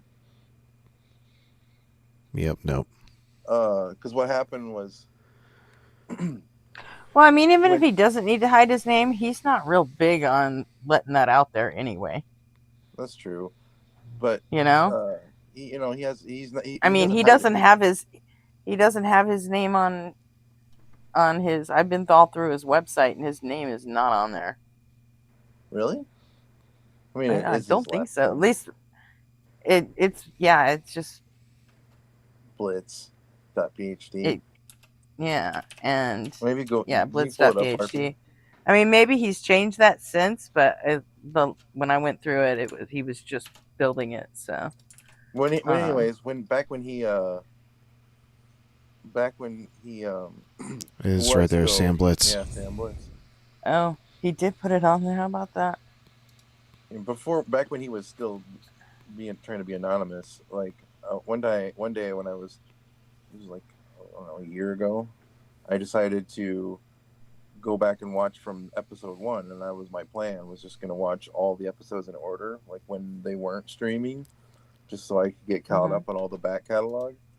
And I not only I play episode 1 for like 2 minutes, and in the first 2 minutes, Blitz says his name and where he goes to school because he had asked him, and I ended up having to tell Blitz. I was like, I wonder if that's where I learned about it, because I mean I've known what his fucking name was for a while, and I don't have any idea where I learned that information. yeah, So maybe that was it the was first just time I knew about it. That was how I learned. Yeah. I figured out Blitz's name when he like let slip like a specific paper that he was a co-author on. I looked it up. One time, someone said his real name in chat, and I saw that Blitz deleted it because like he hardly ever moderates his own chat, but he did on that one. But I didn't. It happened so fast that I didn't catch it. I didn't get to see what the name was. But and then he like said something about it on stream. But that was going to be my clip. I just really wanted to see their interaction because I mean I'll tell Blitz about it. Maybe he can. There's no reason for them to keep episode 1 off now. Maybe we can watch it at a different time. It's charming. It's just neat watching them. First meet. Not. I mean, they had known each other, but it was their first episode, and it was cool to watch them getting to know each other. Yeah. I mean, I know Justin's been doxxed too with his like real last name, but I mean, he still doesn't want anyone mentioning it. Right. Same with me. I'd rather be anonymous online. I'm so far past that. I don't even care anymore. Care if anyone knows my first name, but my last name, like, I don't know. I mean, I can get doxxed if like you can figure out what release tracks on Spotify I have ghostwriting credits for, because like my legal name has to like be associated with that copyright. But I don't talk about like the things that I ghost wrote, so it'll be a little harder to dox me that way. Oh jeez. Freak, we don't care if you're losing audio. We already told you you're not coming up here on this stream. Like we're actually like trying to literally end wrapping it. up. Yeah, we're done. We're trying to end this. So come back tonight and we'll drink up your delicious tears. I'll have a bottle ready. We'll probably have to pasteurize them because you're probably like filled with parasites. But yeah, you can hold your rage. Come back in 6 hours. Cope and seethe for 6 hours. I know you can do it, buddy. You're not banned, Freak. You banned yourself. Nobody kicked you out. Kicked you out of here. You did that to yourself. You're the one that said, "I'm leaving. I'm going. You'll never see me again." Remember that? So, you know what? You can't come back at the end of a fucking show and say, "Hey, let me up." So come back tonight, please. Marduk EDM. And that says specific as I'm not gonna like talk about the subgenre because then like you can start guessing what labels I might have done work for. Okay. You can find my photography work on iTunes and Spotify. Because I worked on album covers, and I got listed in credits. So, but that's anyway, fun. Yeah. But I don't know, it's not a huge deal if anyone figures out who I am, but I just what I prefer. Yeah, I don't care if anyone figures out who I am. If they want to deal with the LA County Sheriff's Department because they tracked me down, fucking go for it, man. Right. But I don't know. I will be back tonight. I'll see you. I thank you guys everybody for coming and everybody for chatting and listening in. I'm gonna get thanks, friends. Next week we'll I'll be back. How much money, Godwin?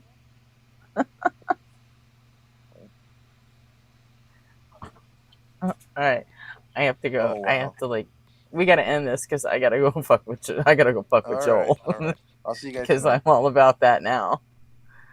Should we close out with some music, or just close it? Or hard close. You guys want to hear a song? Yeah. Everyone want to hear a song? Of course. Okay, what song you want to hear? I like play Nobody on Fire song. Okay. Nobody on Fire it is? Yep, I'll handle it. All right, I'll see you guys tonight. All right. See you Bye, next week. everybody.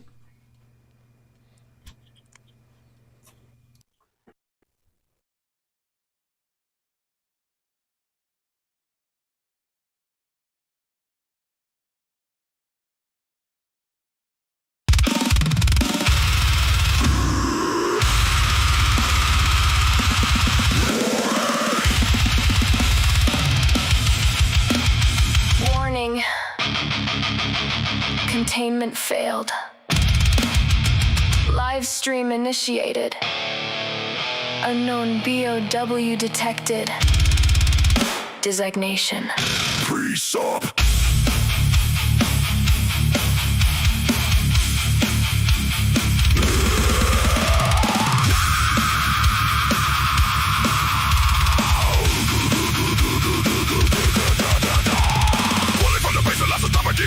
Pre-sub rebels into the stream to pray. Vomiting sermons with tag underneath. Mutated logic cruising behind running games. Without God you can't know truth. Sacred faith is script with no real proof. Umbrella grade rhetoric, virus born lies. Expected to create more, we can get more. But nobody on fire, just calm and cold. No panic in his voice, no need to fold. Crosshair fuck his intellectual aim. Ready to push another zombie claim. You start with God, then conclude God's true.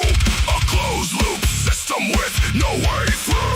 Ouroboros reasoning, wearing holy skin. A self-replicating virus, spreading within. Within a human like a Gordian knot. Another pre-stop is losing the plot. Nobody on fire, just a room with precision. Biologic burns hotter than any messiah. Nobody on fire shows patience and poise. Gun through noise with a surgical voice. No rage bait tactics, no desperate anointing. Just clean precision while the facts keep pointing. Pre-sub mutates when the pressure climbs. Redefining words in real time. Transcendental necessity screamed in rage. Like a tyrant trapped inside a semantic cage. Pre-sub fires off transcendental rounds. Big words echoing hollow sounds. Epistemologized, fetishized, dogmatized. But nobody on fire sees through the disguise. Evidence loaded into every reply while holy assertions decay and die. No miracles found in the source code haze. Just another gulf caught in the blaze. Every single time.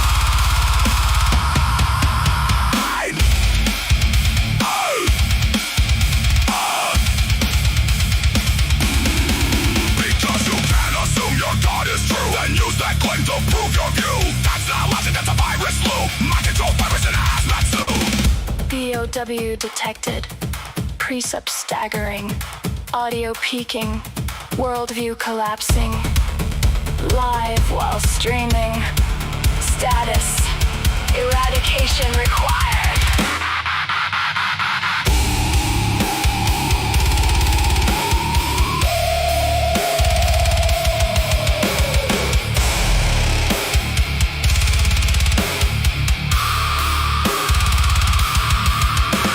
Static flickers like fluorescent lights. Another theology war in digital nights. Nobody on fire walks through the flame. Understands pre-subs and he's hacked their game. No fear of hell, no need for gods. Just reason and logic marching through the odds. And when the final argument expires, the only thing left is fire.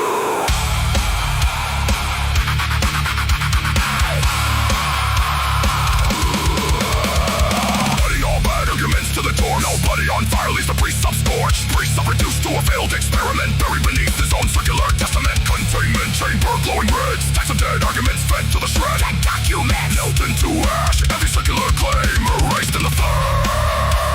Containment restored. Debate archived. Pre-sub status neutralized. Nobody on fire status. Uninfected.